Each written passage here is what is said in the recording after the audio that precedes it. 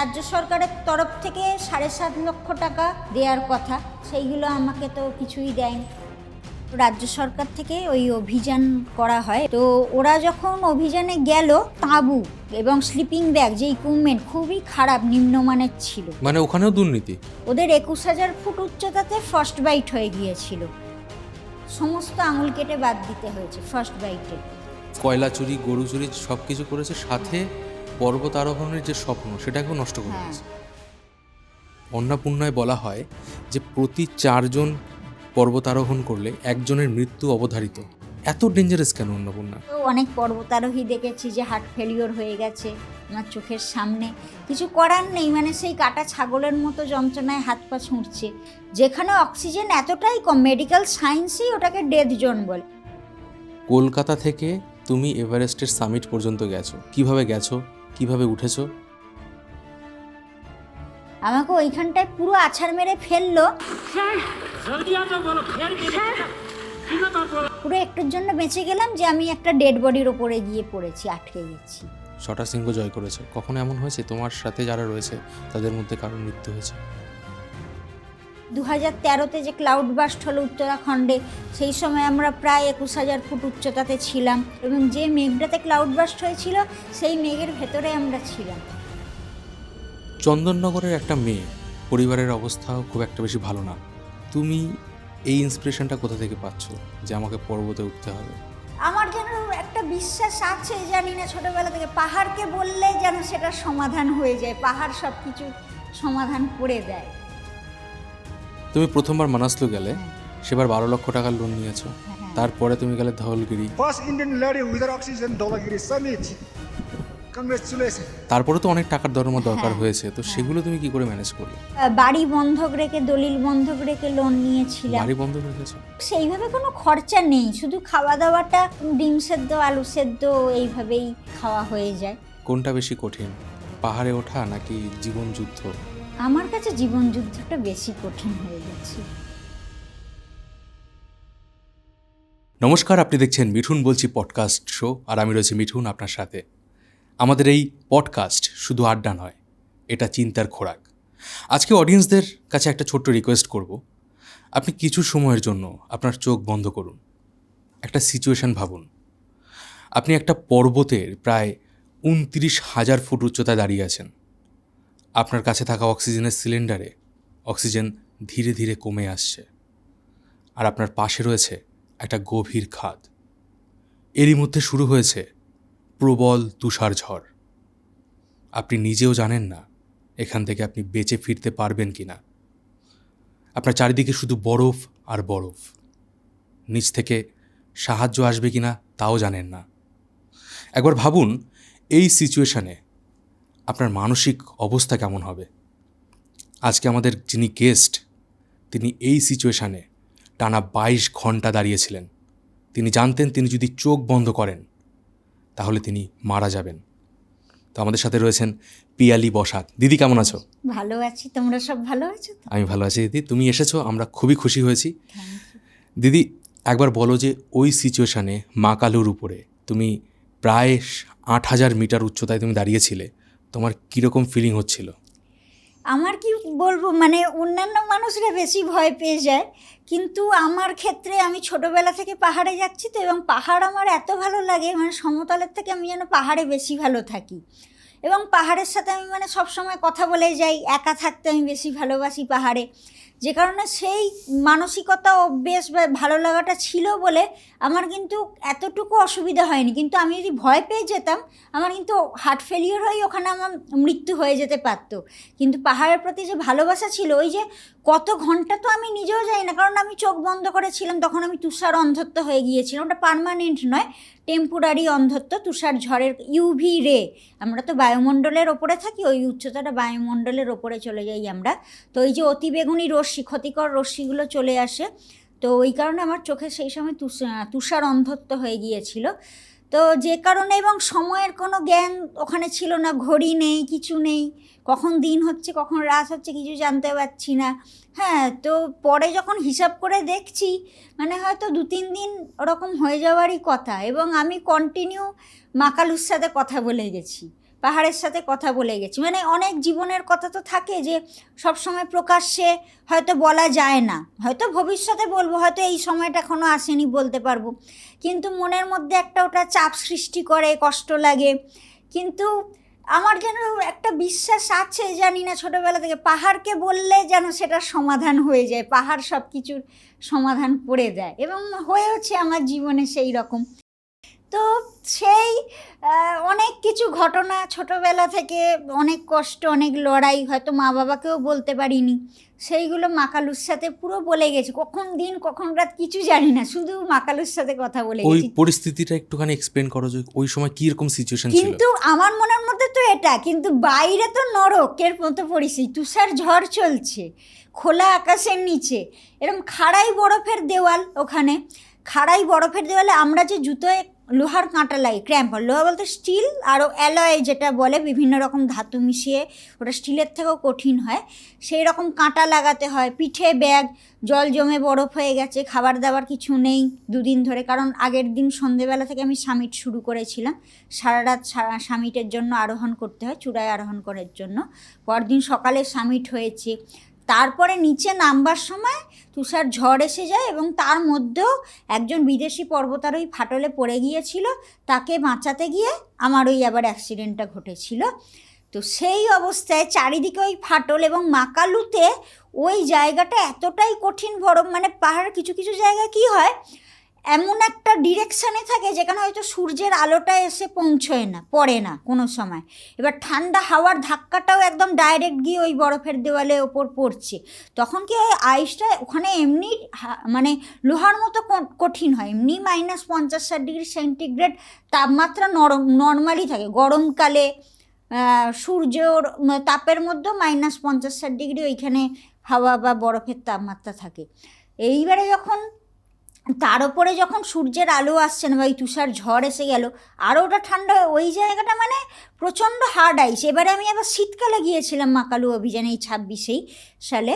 তো সেখানে তো দুজন, একজন ইরানের পর্বতারোহী আর একজন নেপালের পর্বতারোহী, উনি পৃথিবীর সমস্ত উচ্চতম শৃঙ্গ আরোহণ করেছেন, মাকালুতেও বহুবার আরোহণ করেছেন, তিনিও পড়ে গেলেন, অ্যাক্সিডেন্ট ঘটলো, দুজন মারা গেলেন ওই জায়গাটাতেই যেখানটায় আমি ছিলাম। এবং ওখানকার আইসটা, মানে বললাম না, লোহার কাঁটাটা যেটা আরও শক্ত কাঁটা, যেটা অ্যালয় স্টিল, সেটা স্লিপ করে যাচ্ছে, মানে গায়ের জোরেও গেঁতানো যাচ্ছে না, নাববার সময় বারবার ওই স্টিলের কাঁটাটা স্লিপ করছিল, ওইভাবেই ওই বিদেশি পড়ে গিয়েছিল ফাটলে।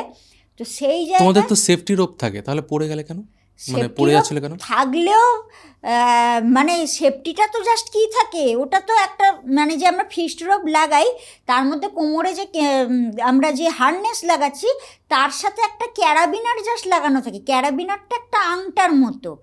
এবার যদি নিজের পায়ে যদি ব্যালেন্স রাখতে না পারে, বা ওই ক্র্যাম্পন যদি স্লিপ করে যায়, সে তো ওই দড়ি দিয়ে পুরো নেবে স্লিপ করে, তো এবার ফাটলে পড়ে যাবে, বুঝতে পারছো? দড়িটা কিছুটা সেফটি দেওয়ার জন্য, যেমন ও ফাটলে পড়ে গিয়েও দড়িতে বাঁধা ছিল, দড়িতে ঝুলছিল, পুরোপুরি দড়ি ছেড়ে বেরিয়ে যায়নি। মানে দড়িটা অনেকটা হচ্ছে সাইকোলজিক্যাল একটা সেফটি, হ্যাঁ, যে দড়ি আছে আমি বেঁচে যাবো। হ্যাঁ, বেঁচে যাবো, মানে ওইটাই, মানে অ্যাক্সিডেন্ট ঘটবে, মানে মাথা টাথা ফেটে যেতে পারে, হাত পা ভেঙে যেতে পারে, কিন্তু দড়িটা, এবার অনেক সময় হয়, অনুরাগ মাল্লু বলে একজনের নাম শুনেছো, তার আবার ওই অন্নপূর্ণাতে অ্যাক্সিডেন্ট হয়েছিল, যে কোমাতে ছিল 6 মাস, দিল্লি এমসে, রাজস্থানের, যে তাকেও তো, সে তো অনেক দিন ফাটলের ভেতরে পড়ে, ওর আবার কি হয়েছে, দড়িটা ছেড়ে বেরিয়ে চলে যাচ্ছে, দিয়ে এবার ফাটলে ঢুকে গেছে, মানে দড়ির সাথে আর অ্যাটাচমেন্টটা ছিল না, যে কারণে ওকে উদ্ধারও করা যাচ্ছিল না।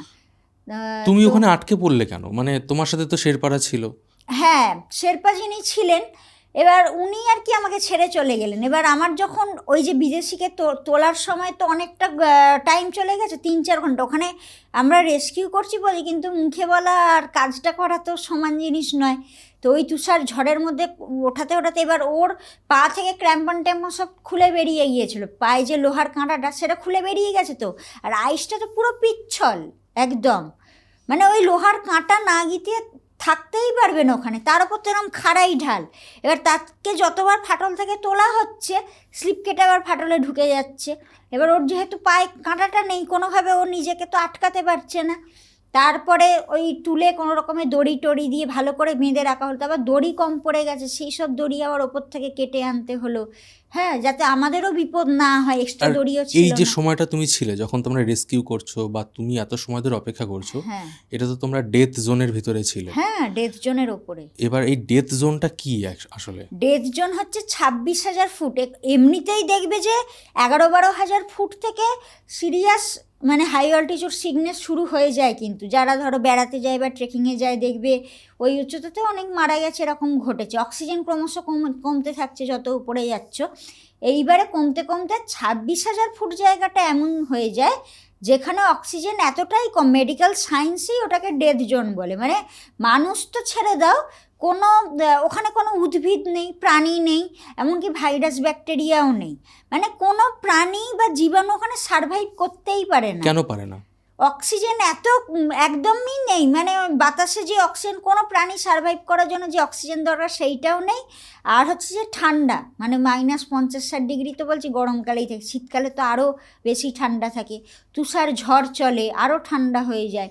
যে কারণে ওই ঠান্ডা আর ওই অক্সিজেন না থাকার জন্য কোনো কিছু সার্ভাইভ। আমি যখন এই বিষয়ে তোমার সাথে পডকাস্ট করবো বলে আমরা রিসার্চ করছিলাম, হ্যাঁ। একটা ছোট্ট ইনফরমেশন পেয়েছি। আমি এই ইনফরমেশনটা অডিয়েন্সদেরও ছোট্ট একটু শেয়ার করে দিই। হ্যাঁ।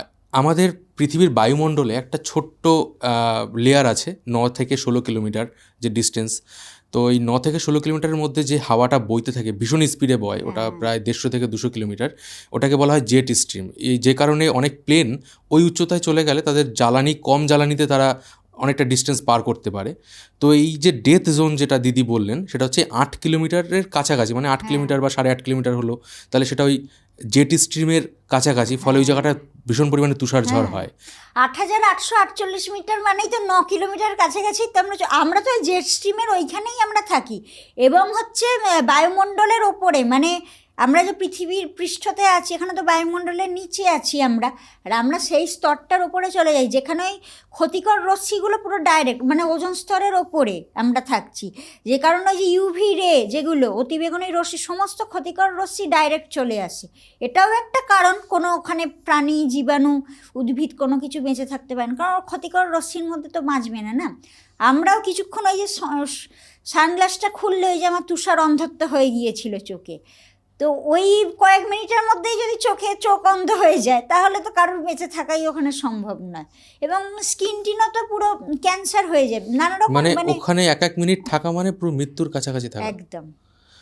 আচ্ছা, তুমি তো এই ডেথ জোনে, যেখানে তুমি বলছো অক্সিজেনের পরিমাণ খুবই কম, যেখানে সাধারণ মানুষের পক্ষে বেঁচে থাকা প্রায় অসম্ভব, সেখানে তুমি অক্সিজেন ছাড়া উঠেছো ধওলগিরিতে।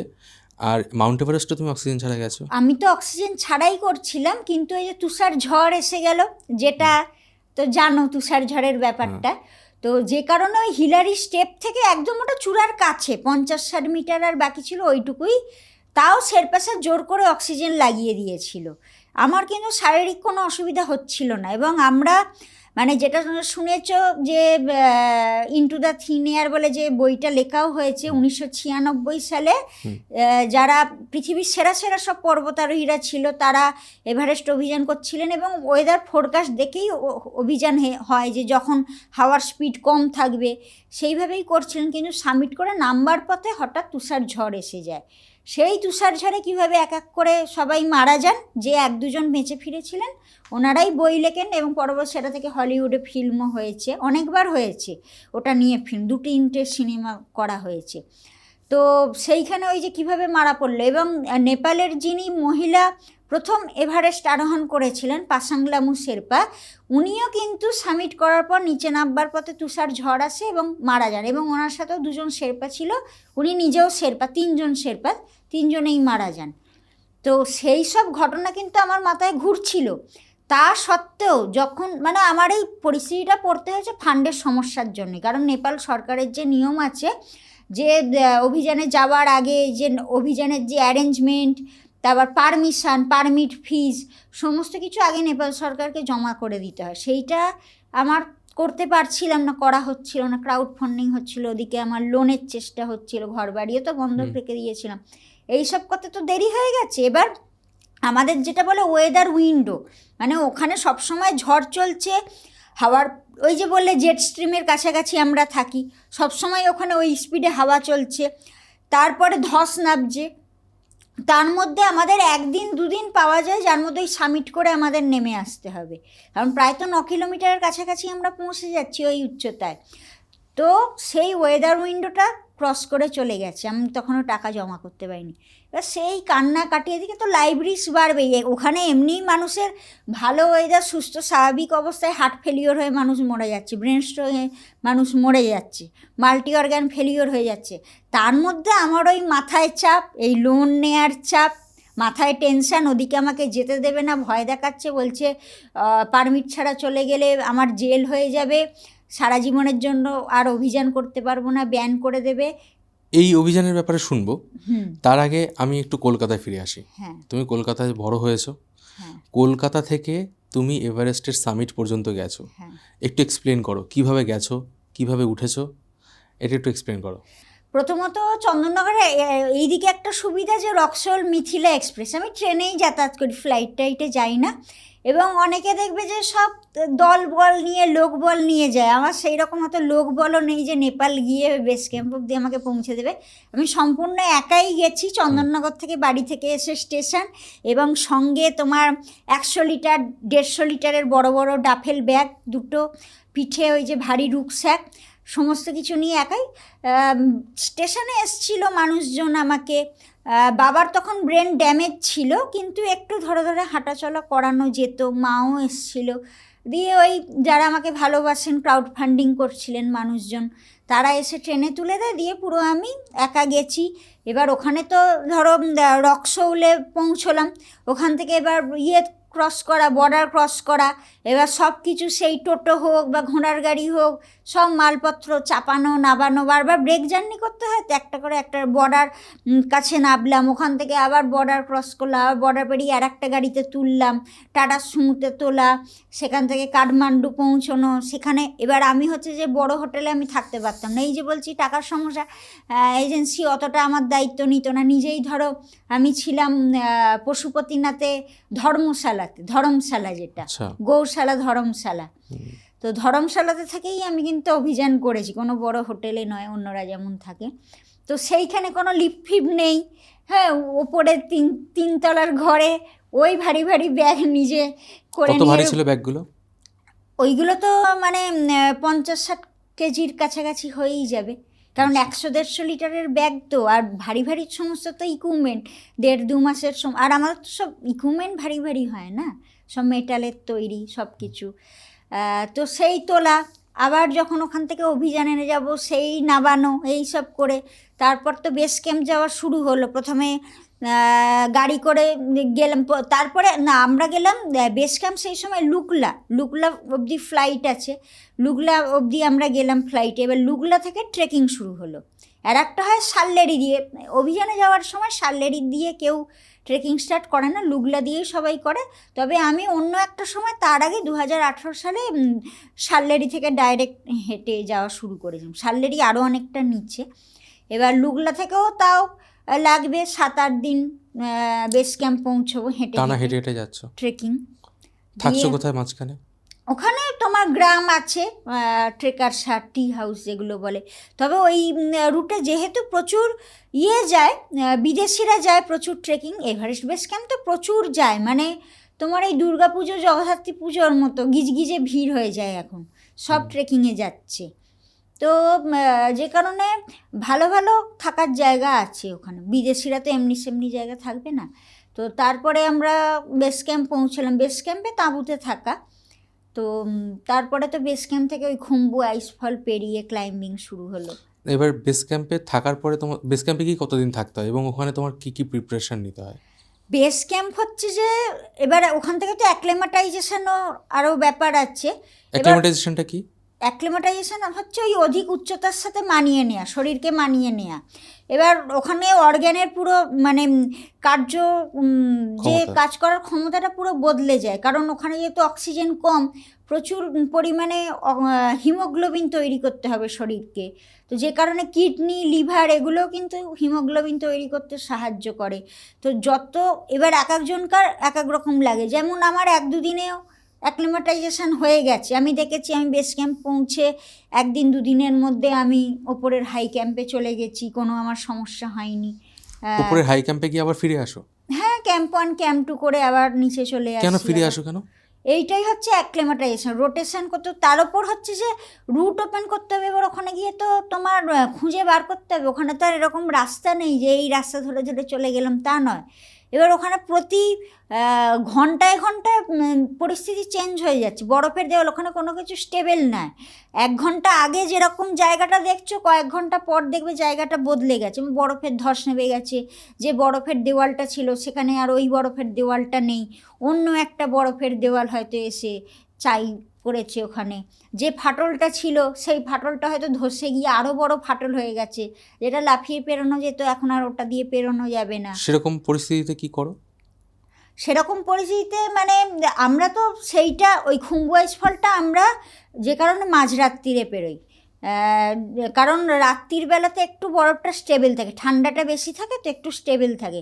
দিনের বেলা তো একদম ওটা পেরোনোর নিয়মই নেই, কখনোই উচিত নয় পর্বতারোহণে। আমি দেখেছি তোমরা ওই খাইগুলো যখন পার করো তখন তোমাদের কাছে বড় বড় ল্যাডার থাকে। হ্যাঁ, ল্যাডারগুলো বেঁধে বেঁধে, হ্যাঁ, অ্যালুমিনিয়াম ল্যাডার ওগুলো থাকে, মানে কি আমাদের বয়ে বয়ে নিয়ে যেতে হয় এবং ওখানে ল্যাডার লঞ্চিং করতে হয়, সেটা খুব কঠিন। তোমাদেরকেই কাজ। নিয়ে যেতে হয়? শেরপারাও থাকে, আমরাও থাকি, সব আচ্ছা। টিম মিলে যাই। এবার এইটাই কি বলতো, এক একজনের এক এক রকম ব্যাপার। কিছু কিছু এভারেস্টটা তো এখন গ্ল্যামারের ব্যাপার হয়ে গেছে। এইবার অনেকে এমন চলে যায় যাদের পর্বতারোহণের ট্রেনিং নেই। হ্যাঁ, এই কারণ অনেক টাকা আছে, ভাবে এইটা একটা এভারেস্ট একটা গ্ল্যামারের ব্যাপারে, এই কারণে এরকম এখন তো হচ্ছে। তুমি বেস ক্যাম্পে ছিলে কিন্তু 7-8 দিন। আমি 2-3 দিন থেকেই ওপরে শুরু করে দিই শেরপাদের সাথে সাথে। আমি এই সমস্ত সব কাজগুলোতে কিন্তু শেরপাদের সাথে সাথে থাকি, যে কারণে আমি উইদাউট অক্সিজেন করতে পারছি। কিন্তু অন্যরা থাকে না, অন্যরা বেস ক্যাম্পে বসে থাকে 10 দিন 12 দিন এরকমও থাকে, কারণ তাদের 10-12 দিনের আগে অ্যাক্লেমাটাইজেশন হয় না, নানা রকম শারীরিক অসুস্থতা দেখা যাচ্ছে। এই সময় ওখানে কি খাও তোমরা? বেস ক্যাম্পে সব কিছুই রান্নাবান্না হয়, বেস ক্যাম্প অবধি সব কিছু নিয়ে যাওয়া হয়, মানে নানা রকম মাংস থেকে শুরু করে ভাত ডাল সবজি সব কিছুই, আর বরফের নিচে ঢুকিয়ে রাখা হয় যে কারণে পচে না। আর যখন আমরা ওপরে যাই বেস ক্যাম্প থেকে রান্না করা সমস্ত খাবার দাবার নিয়ে যাই। ওপরে আর রান্না করা যায় না, ওই বরফ গলিয়ে জল করে করে তার মধ্যে গরম করে খাওয়া। আর আমরা বিউটেন গ্যাস নিয়ে যাই ওপরে, যখন যাই ওপরের ক্যাম্পে ছোট ছোট বিউটেন গ্যাস নিয়ে যাই। মানে তোমরা যখন অ্যাক্লিমেটাইজেশন করছো তখন অল্প অল্প করে খাবার দাবার সব সব ওপরে নিয়ে যাও, পরে যখন যাও তখন ওগুলো ইউজ করো? হ্যাঁ, শুধু খাবার নয়, তার সাথে গ্যাস প্রচুর পরিমাণে নিয়ে যেতে হয়, ছোট ছোট বিউটেন গ্যাস। তারপরে হচ্ছে এই যে অ্যাঙ্কার করার জন্য আইস টিউবলার বলে, রক পিটন, আইস পিটন, দড়ি, ক্যারাবিনার, হ্যাঁ, সমস্ত কিছু বয়ে বয়ে নিয়ে যেতে হয়। তারপরে তোমার ডেড ম্যান, ডেড বয়, নানা রকম আছে স্নোয়ের মধ্যে অ্যাঙ্কার করার জন্য, সেইগুলো নিয়ে যেতে হবে।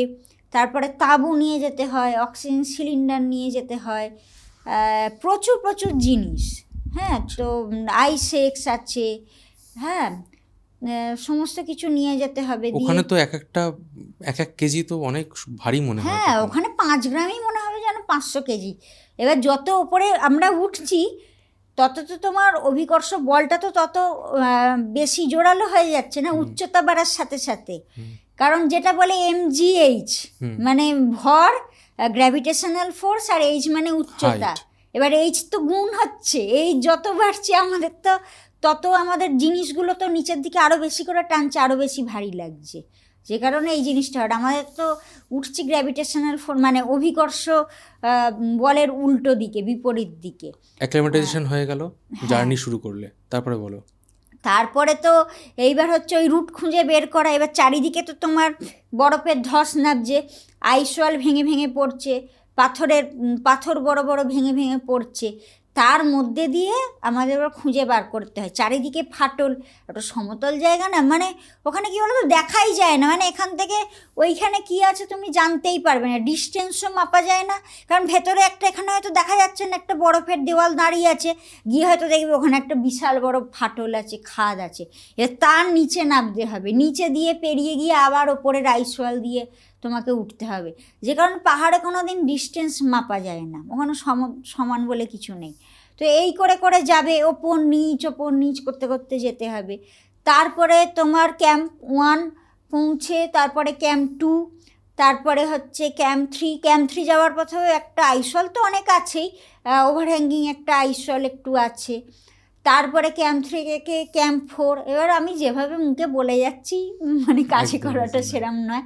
এই সমস্ত জায়গাতে যেতে যেতেও অনেক পর্বতারোহী দেখেছি যে হার্ট ফেলিওর হয়ে গেছে আমার চোখের সামনে। কিছু করার নেই, মানে সেই কাটা ছাগলের মতো যন্ত্রণায় হাত পা ছুঁড়ছে। ওখানে তোমরা হেল্প করতে পারো না তাদেরকে? হেল্প বলতে অক্সিজেনটুকু দেওয়া যায়, আর তো কিছু নেই। হেলিকপ্টারও ওই উচ্চতায় আসতে পারবে না, ট্রিটমেন্ট তো করার মতো ওখানে মানে পরিস্থিতি তুমি নেই। যখন বেস ক্যাম্প থেকে ক্যাম্প 1 বা 2 পার করলে মানে হচ্ছে তুমি বেঁচে ফিরবে কিনা কেউ জানে না। না, এবং ওই খুম্বু আইসফলও খুব ডেঞ্জারাস। আমরা যে ল্যাডার লাগাই ওটা তো কিছুটা নিচের দিকে লাগাই, ল্যাডার আর বেশি ওপরে তো নিয়ে যাওয়া যায় না। এবার যত আমরা উপরে চলে যাচ্ছি তখন ওই ফাটল আমাদের লাফিয়ে পেরোতে হয়। যখন তুমি পাহাড়ে উঠছো তখন তো এমন সিচুয়েশন অনেকবারই এসছে যে তুমি ফিল করেছো আজকে হয়তো আমি বেঁচে নাও ফিরতে পারি। সেরকম তো হয়ই। একটা তবে আমার একটু থাকে, কারণ আমি ওখানে পাহাড়ে কখনো শারীরিক অসুস্থতা বোধ করি না। সবসময় যেহেতু স্ট্রং থাকি, ওই কারণে ওই আমার নিজের শরীরের দিক থেকে ওই ফিলিংসটা কখনো হয় না। কিন্তু যদি একটা বরফের চাঁই ভেঙে পড়ে, ধস নেবে আসে, তুষার ঝড় এসে গেল, তখন তো সেটা আর আমার হাতে নেই। তখন ওটা একটা ভয় লাগে। বা যেখানে পাথর পড়ে, রকফল এরিয়া, কখন মাথার ওপর এসে পড়বে সেটা আমার হাতে নেই। ওই জায়গাগুলোতে ভয় লাগে, ওই রকম ফিলিংস হয়। আর একটা যেটা হয়েছিল এভারেস্টে, যখন তুষার ঝড়ের মধ্যে যাচ্ছিলাম, আমি স্টার্টই করেছি তুষার ঝড়ের মধ্যে, এবং পৃথিবী থেকে যত পর্বতারোহীরা ছিল সবাই নিচে প্রাণ বাঁচানোর জন্য পালিয়ে গিয়েছিল, কিন্তু আমি তুষার ঝড়ে ক্লাইম্বিং করেছি, সামিটের দিকেই গেছি, নিচে ফেরত এত রিস্ক যাইনি। কেন নিলে? এটা হচ্ছে এক তো এই ফান্ডিংয়ের সমস্যার কারণ, বারবার তো আমার জন্য এরকম ক্রাউড ফান্ডিং বা লোন, বারবার তো লোন তো নেওয়া একবার হয়েই গেছে, বারবার তো আমাকে কেউ লোন দেবেও না। সেটাতে যদি আমি সামিট না করতে পারি তাহলে দ্বিতীয়বার আর সুযোগ হবে না। তার উপর 2019 সালেও একবার আমি এভারেস্ট অভিযানে গিয়ে টাকার একটু সমস্যার জন্য ওখানেও প্রচুর লোন করেও গিয়েছিলাম, একটু মানে মাত্র 400 মিটার বাকি রেখে ফেরত আসতে হয়েছিল।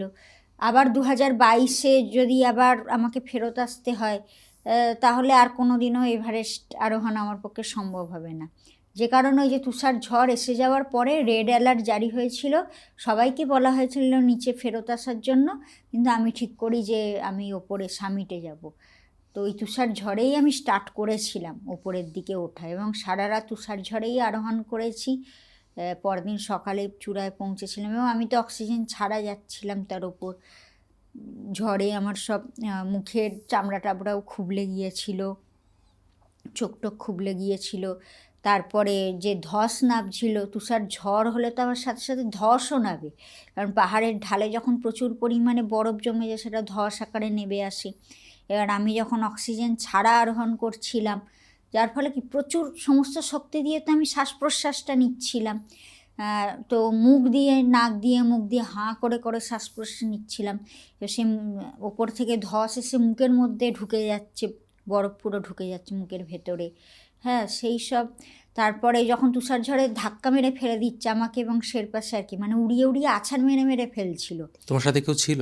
হ্যাঁ, শেরপা স্যার ছিল। ওইটাই একটা, শেরপা স্যার ওইখানে ভালো ছিলেন, যিনি ছিলেন, ছেড়ে যাননি। কিন্তু অনেক ছেড়ে চলেই যেতে পারে, আগেও ঘটেছে পরেও ঘটেছে আমার আর সাথে। তুমি তো বললেই তুষার ঝড়ে পড়েই সেই 1996 সালে ভয়ানক ঘটনাটা ঘটেছে। হ্যাঁ, 1996 হোক, বা নেপালের যে মহিলা পর্বতারোহী ওনারাও 3 জন একসাথে মারা গেলেন। তো আর সেইগুলো তো আমার মাথায় ঘুরছেই, আর সেই ঘটনাগুলোও আবার শেরপা স্যার ওইখানে সব বলছিল গল্পগুলো, ঘটনাগুলো। হ্যাঁ, সেই সব তখন মাথার মধ্যে। এবার আমি তো ভাবছি এবার শুধু সামিটে পৌঁছানো নয় তো, আবার তো নিচে নামতে হবে, এবং নিচে নামার সময় বেশি পর্বত অভিযাত্রীরা মারা যায়, বেশি অ্যাক্সিডেন্ট ঘটে। তো সেই দুর্গম জায়গা দিয়ে নামা, সেই সব তো মাথার মধ্যে ঘুরছে আমি এইবার। শুনেছি অনেকের নাকি হ্যালুসিনেশন হয়। হ্যাঁ, হ্যালুসিনেশন হচ্ছে ব্রেনে অক্সিজেন কম যায়, যেহেতু ওখানে অক্সিজেন নেই, এবং যে ওভার এক্সস্ট ওখানে হয়ে যায়। তো মানে অন্যান্য খেলার থেকে তো অনেক বেশি পরিশ্রম পর্বতারোহণে, তারপর খাওয়া দাওয়া নেই, ওটা তো রিকভারি হচ্ছে না। অন্যান্য খেলা তো দৌড়ানোটা অন্য কয়েক মিনিটের হয় বা কয়েক ঘন্টার খেলা হলো, কিন্তু পর্বতারোহণ তো দিনের পর দিন, মাসের পর মাস ওই কঠিন পরিস্থিতিতে, ঘুম হচ্ছে না, ওই ঠান্ডার মধ্যে তো ঠিক মতো ঘুমানো যায় না, বরফের ওপরে বরফের দেওয়ালে তাক মতো কেটে আইসেক্স দিয়ে তাক মতো কেটে তার মধ্যেই তাঁবু লাগিয়ে ঘুমানো, পুরো নিচে থেকে ঠান্ডা বরফ, তারপর শ্বাস প্রশ্বাস নিচ্ছি সেটা তাঁবুর গায়ে জমে বরফ হয়ে যাচ্ছে। তো এই ঠান্ডা, অক্সিজেন নেই, খাওয়া দাওয়া নেই, শরীর রিকভারি করতে পারছে না, অর্গ্যান কাজ করছে না, এইসব মিলিয়ে হ্যালুসিনেশান হয়। মানে এমনকি শেরপাদেরও হয়েছে, আমাদের টিমেই ছিল। এবার সে একটা ফাটলে পড়ে গিয়েছিল, তাকে উদ্ধার করা হয়েছে তারপর। তো ও ওই ফাটলের ভেতর পড়ে গিয়ে ভাবছে যে একটা রেস্টুরেন্টে বসে রয়েছে, রেস্টুরেন্টে বসে খাবার অর্ডার করছে, পানীয় অর্ডার করছে, মানে এরকম ভাবছে, কিন্তু রয়েছে ওরম একটা বিপজ্জনক জায়গায়, ফাটলের ভেতরে, যেখানে আর কয়েক মুহূর্তের মধ্যে ওর প্রাণ চলে যেতে পারে।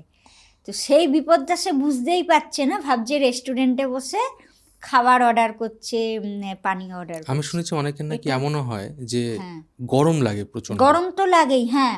ও করেছিল, জ্যাকেট ট্যাকেট সব খুলে ফেলে দেয়, এরকম পাওয়া গেছে, এরকম ডেড বডি, জামা কাপড় জ্যাকেট সব খুলে ফেলে দিয়েছে, জুতো টুতো সব খুলে ছুঁড়ে কেন? ফেলে দিয়েছে।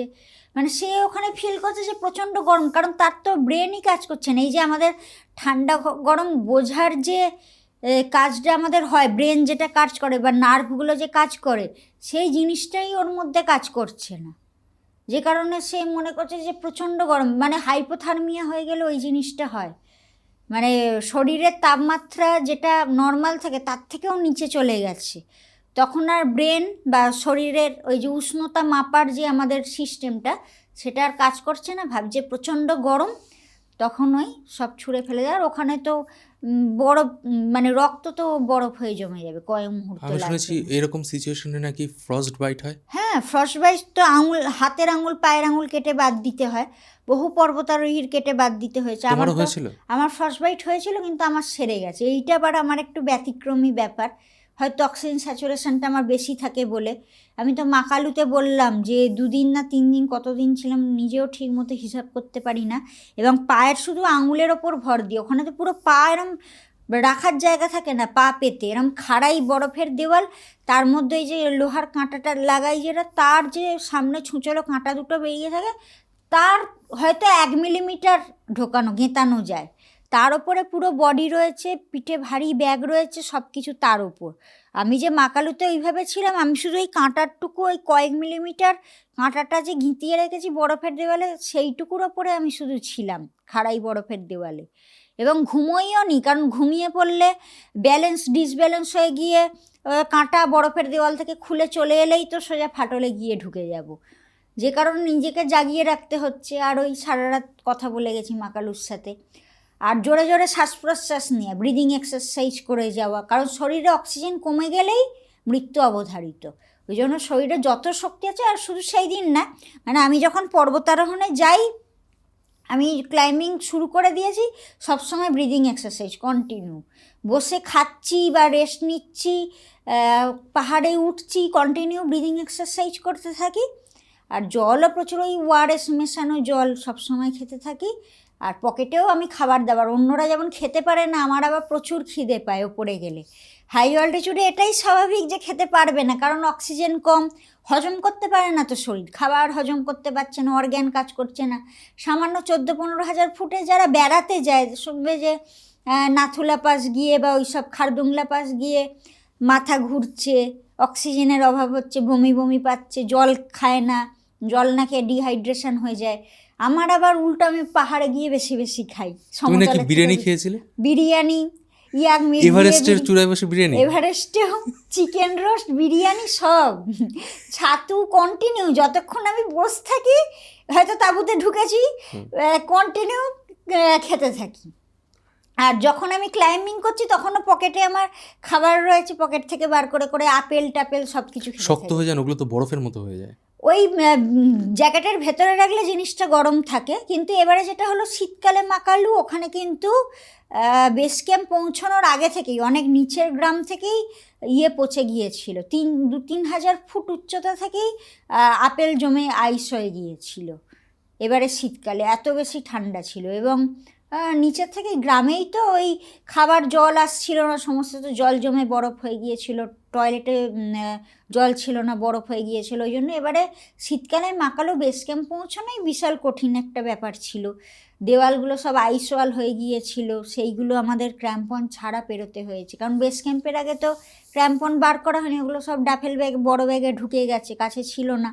সামনে হঠাৎ করে আইস ওয়াল, নর্মাল জুতোতে ট্রেকিং শুতেই ওই আইসওয়াল কায়দা করে করে ব্যালেন্স করে। এবার একটা জিনিস আমি দেখেছি, যখন এভারেস্টে কেউ ওঠে হ্যাঁ একদম রাতের দিক করে বেরোয়, কেন? হ্যাঁ, ওই যে বললাম সূর্যের তাপে অনেক সময় বরফের মধ্যে কিছু আলগা হয়ে গিয়ে বরফের ধস নাবার চান্সটা বেড়ে যায়। ওখানে তো আবার আইস অ্যাভালাঞ্চ হয়, নর্মাল অ্যাভালাঞ্চ কি তাও পাউডার টাইপের থাকে বা এরকম থাকে, আর আইস অ্যাভালাঞ্চ আরও বিপজ্জনক। মানে আইস অ্যাভালাঞ্চে কোনো বাঁচার চান্স নেই, এক একটা ঘরের সমান, বাড়ির সমান বড় বড় বরফের চাই সব হুড়মুড়িয়ে হাজার হাজার টন একদম ভেঙে পড়বে। তো যে কারণে রাত্রির বেলা যেহেতু ওটা একটু জমাট থাকে, হ্যাঁ সেই কারণে রাত্রির বেলা তো চান্স থাকতে পারে ভেঙে পড়ার, কিন্তু রাত্রির বেলাতেই ক্রস করতে এই কারণে হয়। বেশিরভাগ সামিটগুলো রাতের বেলা। রাত্রিরে আবার কিছু কিছু যেগুলো বিপজ্জনক, যেমন খুম্বু আইসফল তো বেস ক্যাম্প থেকে শুরু হচ্ছে, ওই জায়গাটাও আমরা রাত্রির বেলা ক্রস করি। কিছু কিছু জায়গা আছে রাত্রির বেলা ক্রস। যখন তুমি প্রথমবার এভারেস্টের চূড়ায় পৌঁছালে কেমন ফিলিংস হচ্ছিল? ভালো তো প্রচণ্ড লাগছিল, কিন্তু এই যে বললাম আমরা তো তুষার ঝড়ে গিয়েছিলাম না, তুষার ঝড়ে এবার প্রচণ্ড ভয় লেগে গিয়েছিল যে বেঁচে ফিরতে পারবো কি না, বেঁচে থাকবো কি না। মা বাবার কথাও খুব মনে হচ্ছিল। সেটা ভালো লাগছিল যে 5 বছর বয়স থেকে আমার এই লড়াইটা, কারণ কিশলয় বইতে আছে তেনজিং নোরগে আর এডমন্ড হিলারির এভারেস্ট বিজয় বলে গল্পটা, ওইটা আমাকে মা 5 বছর বয়সে পড়িয়েছিল। ওটা আর একটু উঁচু ক্লাসে আসছে, কিন্তু মা আমাকে পড়ে শুনিয়েছিল 5 বছর বয়সে। তো সেই থেকে আমার স্বপ্ন যে আমি পর্বতারোহী হব, এবং আমি শুধু এভারেস্ট আরোহণ করব সেইটা নয়, আমার ইচ্ছে ছিল যে তেনজিং নোরগে শেরপা ওনার মতো মানে সেরা পর্বতারোহী আমি যাতে হতে পারি। এভারেস্ট এখন বললাম না, অনেক যারা পর্বতারোহণ ট্রেনিং নেয়নি অনেকে চলে যায়, সেইভাবে নেপালও ওটা একটা ব্যবসার মতো করে করছে, সেই রকম সাপোর্ট বা অনেক কিছু ওখানে অ্যারেঞ্জমেন্ট করে রাখে। কিন্তু দেখবেন না যে কেউ অন্নপূর্ণা বা মা কালু, ধৌলাগিরি এইগুলো আরোহণ খুব বেশি করেনি। পশ্চিমবঙ্গ হোক বা ভারতবর্ষ, পৃথিবী থেকে খুব কম মানুষ করেছে। যখন দাঁড়িয়েছিলে তখন কেমন লাগছিল, এবং ওই এভারেস্টের চূড়া থেকে কি দেখা যায়? এমনিতে যে চূড়াগুলো থেকে মানে যত দূর দিগন্ত অবধি দেখা যাবে যে নিচু নিচু যে বরফের চূড়াগুলো, মানে ওগুলোর উচ্চতা তো আমি যেগুলো যাই 28,000 ফুট, 29,000 ফুট, সমস্ত 6টা উচ্চতম শৃঙ্গ এখনও পর্যন্ত করেছি। কিন্তু নিচু যেগুলো 20,000 ফুট, 21,000 ফুট, সেগুলো খেলনা খেলনা এইটুকুনি নিচে চূড়ার মতো দেখায়। এমনকি যেটা মৎস্যপুচারে অনেকে হয়তো দেখে যে মাছের লেজের মতো, কি বিশাল উঁচু মৎস্যপুচারের শৃঙ্গটা, অন্নপূর্ণার ওপর থেকে দেখছি একদম নিচে এইটুকুনি খেলনার মতো সেটা দেখাচ্ছে। যেটা এমনকি সোশ্যাল মিডিয়াটাতে ওই মৎস্যপুচারের সুন্দর সুন্দর ছবি আছে, দেখতে পাবে মৎস্যপুচারের শৃঙ্গের সামনে দিয়ে একটা প্লেন যাচ্ছে, এরোপ্লেন, সেই এরোপ্লেনটাকে এইটুকুনি খেলনার মতো দেখাচ্ছে। হ্যাঁ, চূড়াটা কি বিশাল চূড়া, তার ওই আকাশ দিয়ে তো প্লেনটা ওড়ে, তো ওই চূড়াটার সামনে দিয়ে উঠছে, এরকম অবস্থা একটা ছবি কেউ তুলেছিল। তো সেই প্লেনটাকে একটা খেলনার মতো দেখাচ্ছে। আর আমি যখন অন্নপূর্ণা মানে পৃথিবীর 10ম উচ্চতম শৃঙ্গর চূড়ায় উঠেছি, সেখান থেকে সেই মৎস্যপুচারেকে দেখছি খেলনার মতো ছোট্ট, নিচে একদম অনেক নিচে। তো এইরকম হয়ে যায় পার্সপেক্টিভ। একটা যখন আরও বৃহৎ চূড়ায় যাব তখন আরও অন্যান্য যে চূড়াগুলোকে সেগুলো আবার ছোটো ছোটো দেখায়। তো ওরকম দিগন্তবী সমুদ্রের ঢেউয়ের মতো এরকম পুরো দেখা যায়। আর হচ্ছে সূর্যটা তো নিচে থেকে ওঠে, আমরা তো চূড়ার ওপরে থাকি, আর যে পৃথিবীটা গোল সেটা পুরো বোঝা যায়। হ্যাঁ, দিগন্তটা নিচে, সেখান থেকে সানরাইজ হচ্ছে এইটা। আর এমনিতে তো পুরো স্বর্গ, ওখানটা তো পুরো আমরা যে স্বর্গ বলতে যেটা বুঝি বা দেখবে মহালয়াতে দেখানো হয় সাদা সাদা সব কিছু, তার মধ্যে দেবতা সব দেবদেবীরা রয়েছে, আমরা সেই রকমই স্বর্গের মতো জায়গাতেই থাকি। কিন্তু আবার ওই স্বর্গ এক মুহূর্তের মধ্যে নরকে পরিণত হয়ে যাবে যদি ওই জোরে হাওয়া চলতে শুরু করে, তুষার ঝড় এসে গেল, বরফ পড়তে শুরু করে দিল, ওইটাই এক মুহূর্ত লাগবে না, নরক হয়ে যাবে এবং প্রাণ চলে যাবে।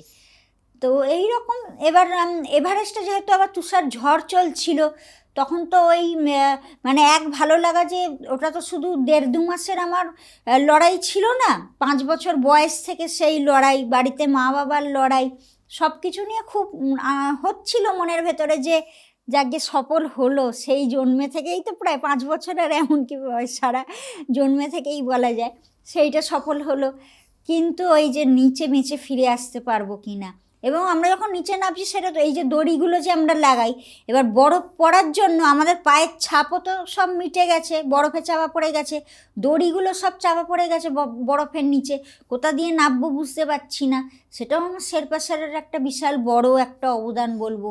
ওনাদের ওই যে অভিজ্ঞতা, শেরপা অনেকবার গেছে, তো উনি ঠিক তুষার ঝড়, তারপর নিজের হাত পা নিজেরা দেখতে পাচ্ছি না, এত ঘন মেঘ, পুরো হোয়াইট আউট বলে না, ফগে যারা পাহাড়ে বেড়াতে গেছে জানে, গাড়ি করে যাওয়ার সময় অনেক সময় ওরকম হোয়াইট আউট হয়ে যায়, রাস্তা দেখা যায় না। আর আমাদের তো আরও বেশি, একদম মানে ঘন মেঘ আর তুষার ঝড় চলছে, তো আরোই কিছু দেখতে পাচ্ছি না। কিন্তু তার মধ্যেও শেরপা স্যার ঠিক কোন দিকে যেতে হবে, ঠিক ডিরেকশন। এবং আচ্ছা, এই যে দড়িগুলো ধরে ধরে তোমরা যাও, এই দড়িগুলো কারা সেট করে? দড়ি ধরেন মানে ওটা হচ্ছে সেফটির জন্য দড়ি, এবং দড়িটা আমাদেরই লাগাতে হয়। ওই যে বললাম আমরা বেস ক্যাম্প পৌঁছলাম, তারপরে হচ্ছে আমাদের রুট খুঁজে বার করা, সেখানে রোপ ফিক্সড করা, সবগুলো আমাদের কত। এই যে ক্যাম্প 1 গেলাম, ক্যাম্প 1 অবধি সব রুট খুঁজে বার করা, দড়ি লাগানো, আবার নিচে চলে এলাম, আবার পরের 2 দিন বাদে ক্যাম্প 2 অবধি কাজ করলাম, রোপ লাগানো, সব রুট ওপেন করা, করে আবার নিচে। ওইখানে যখন তোমরা এভারেস্টে উঠছো, ওঠার পাশে পাশে তো অনেক মৃতদেহ পড়ে থাকে, দেখেছো এমন কখনো? হ্যাঁ, ডেড বডির পাশ দিয়ে আরোহণ করতে হয়। এবং আর একটা যেটা হলো, ওই যে তুষার ঝড়ে যে এভারেস্ট আরোহণ করছিলাম বলছিলাম, ওই যে হিলারি স্টেপের কাজ, ওখানটা আরও সবচেয়ে বেশি খতরনাক জায়গা। পুরো খাড়াই পাথরের দেওয়াল নেমে গেছে, আর পাথরটা কোনো খাঁজ নেই, মানে কাঁচের যে আয়না যেমন তেলা হয়, একদম এরকম তেলা চকচকে একদম পাথর, এবং ওরকম 19-20 হাজার ফিট অবধি পুরো খাড়াই নেমে গেছে। ওরকম 5টা টাওয়ার প্রায় পেরোতে হবে, মানে একটা পুরো চূড়া এরকম খাড়াই উঠলে ভাবলে বোধহয় ওপরে দেখছো তো, এইটা বোধহয় চূড়া, ওর ওপরে উঠে দেখলে যে না, ওখান থেকে আর একটা টাওয়ার এরকম উঁচু আছে, সেইটাই উঠতে হবে। সেটা ভাবছি যে এটা বোধহয় শেষ হয়ে গেলে এইখানেই যাগ্যে সামিট। ক্লান্তও তো হয়ে গেছি, সারা রাত তো আরোহণ করছি, তার উপর অক্সিজেন ছাড়া, তুষার ঝড়ের সাথে লড়াই, যেখানে অক্সিজেন নিয়েই আজ পর্যন্ত কেউ কোনো পর্বতারোহী বাঁচেনি, সেই নিয়ে সিনেমাও রয়েছে, বইও রয়েছে, সেখানে সেই লড়াই করে করে যাচ্ছি, যে কারণে আশা করছি ঠিক আছে এবারে বোধহয় চূড়ায় পৌঁছে। ও বাবা, সেখানে উঠে দেখছি যে সামনে আরও একটা বিশাল টাওয়ারের মতো পেরোতে হবে, এরকম পাথরের তৈরি দেওয়াল। তো এই করে করে এবার ওইখান দিয়ে ওইগুলো যখন পেরোচ্ছি, হ্যাঁ, সেটা আবার বলে ট্রাভার্স করা, মানে ওই যে খাড়াই যে বলছি পাথরের দেওয়ালটা, সেটা আমরা আড়াআড়ি এইভাবে ক্রস করে ডায়াগোনালি এইভাবে যাচ্ছি। এবার যেহেতু কাঁচের মতো পুরো তেলা, খাঁজ নেই, কিছু ক্র্যাম্পনের লোহার কাঁটাটা ঠিকভাবে কোথাও লাগাতে পারছি না, তুষার ঝড়ে আবার আছাড় মেরে ফেলছে আমাকে, ওইখানটায় পুরো আছাড় মেরে ফেললো, পুরো একটুর জন্য বেঁচে গেলাম যে আমি একটা ডেড বডির ওপরে গিয়ে পড়েছি, আটকে গেছি। তুমি ডেড বডির উপরে গিয়ে পড়েছো? হ্যাঁ, ওই জন্য আটকে গেছি, নাহলে আরও কোথায় নিচে গিয়ে পড়তাম, এবং ওই পাথরের দেওয়ালে হয়তো ধাক্কা খেয়ে আমার মাথা টাথা ফেটে যেতে পারতো, হাত পা ভেঙে যেতে পারতো। ওই ডেড বডিটা কিরকম অবস্থায় ছিল?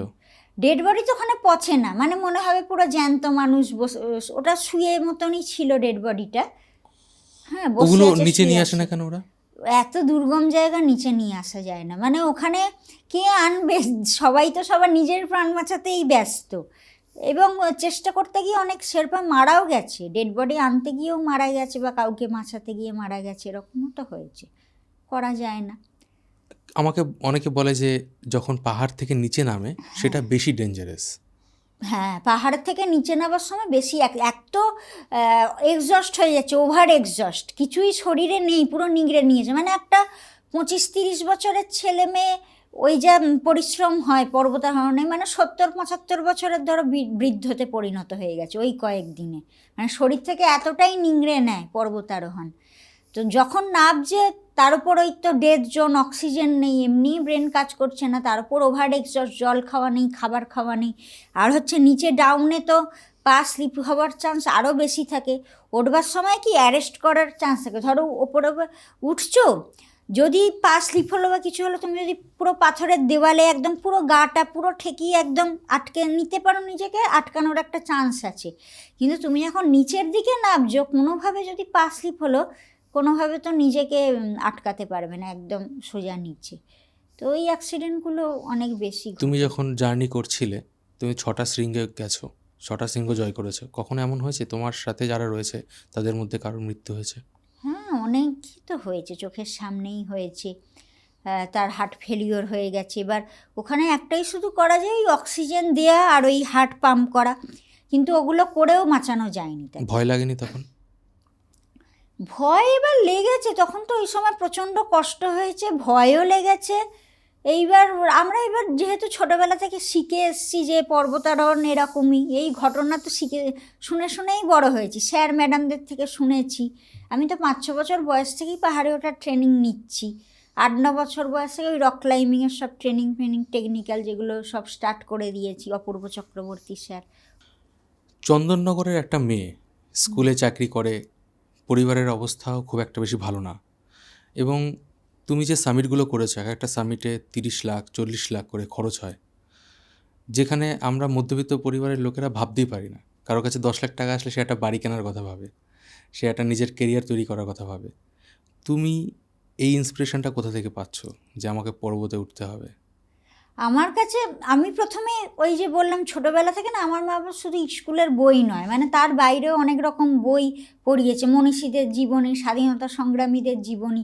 তো সেইটা থেকে আমার একটা মানে আমার ইয়েটাই পাল্টে গিয়েছিল, চিন্তাভাবনা বা মানুষ হিসেবেই বদলে গিয়েছিলাম, যে ওনারা যদি দেশের জন্য এইভাবে নিঃস্বার্থভাবে কিছু করতে পারে, তারা জীবন দিয়ে দিতে পারে, বা সমাজের ভালোর জন্য, মানুষের ভালোর জন্য যে এভাবে তারা পুরো জীবনটা তাদের ত্যাগ করে গেছে নিঃস্বার্থভাবে, তা আমিও যদি মানুষের ভালোর জন্য, দেশের জন্য কিছু যদি অবদান রেখে যেতে পারি। কারণ ঘরবাড়ি তো মানে আসবে যাবে, আর ঘরবাড়ি আমি তো সবসময় খোলা আকাশের নিচেই থেকেছি। মানে রাজপ্রাসাদের থেকে তো পাহাড়ে যে আমরা গ্যালাক্সি দেখতে পাই, ওখানে তো তারা নক্ষত্র খচিত পুরো, আমরা যেটা শহর থেকে বা ইয়েতে দেখতে পাই না, ওখানে তো পুরো আকাশ একদম পরিষ্কার, তারার আলোতেই সব কিছু দেখা যায়। হ্যাঁ, ওখানে কোনো লাইটও নেই, কোনো আলো জ্বালাতে লাগে না। তো সেটা তো রাজপ্রাসাদের থেকে অনেক বেশি। তো যে কারণে ওরকম আমার কখনো গাড়ি বাড়ির কথা মনে হয়নি। আর পাহাড়ে আমি তো হাঁটতেই ভালোবাসি, হাঁটতেই বেশি ভালো লাগে, গাড়িটাই কোনো ব্যাপার না।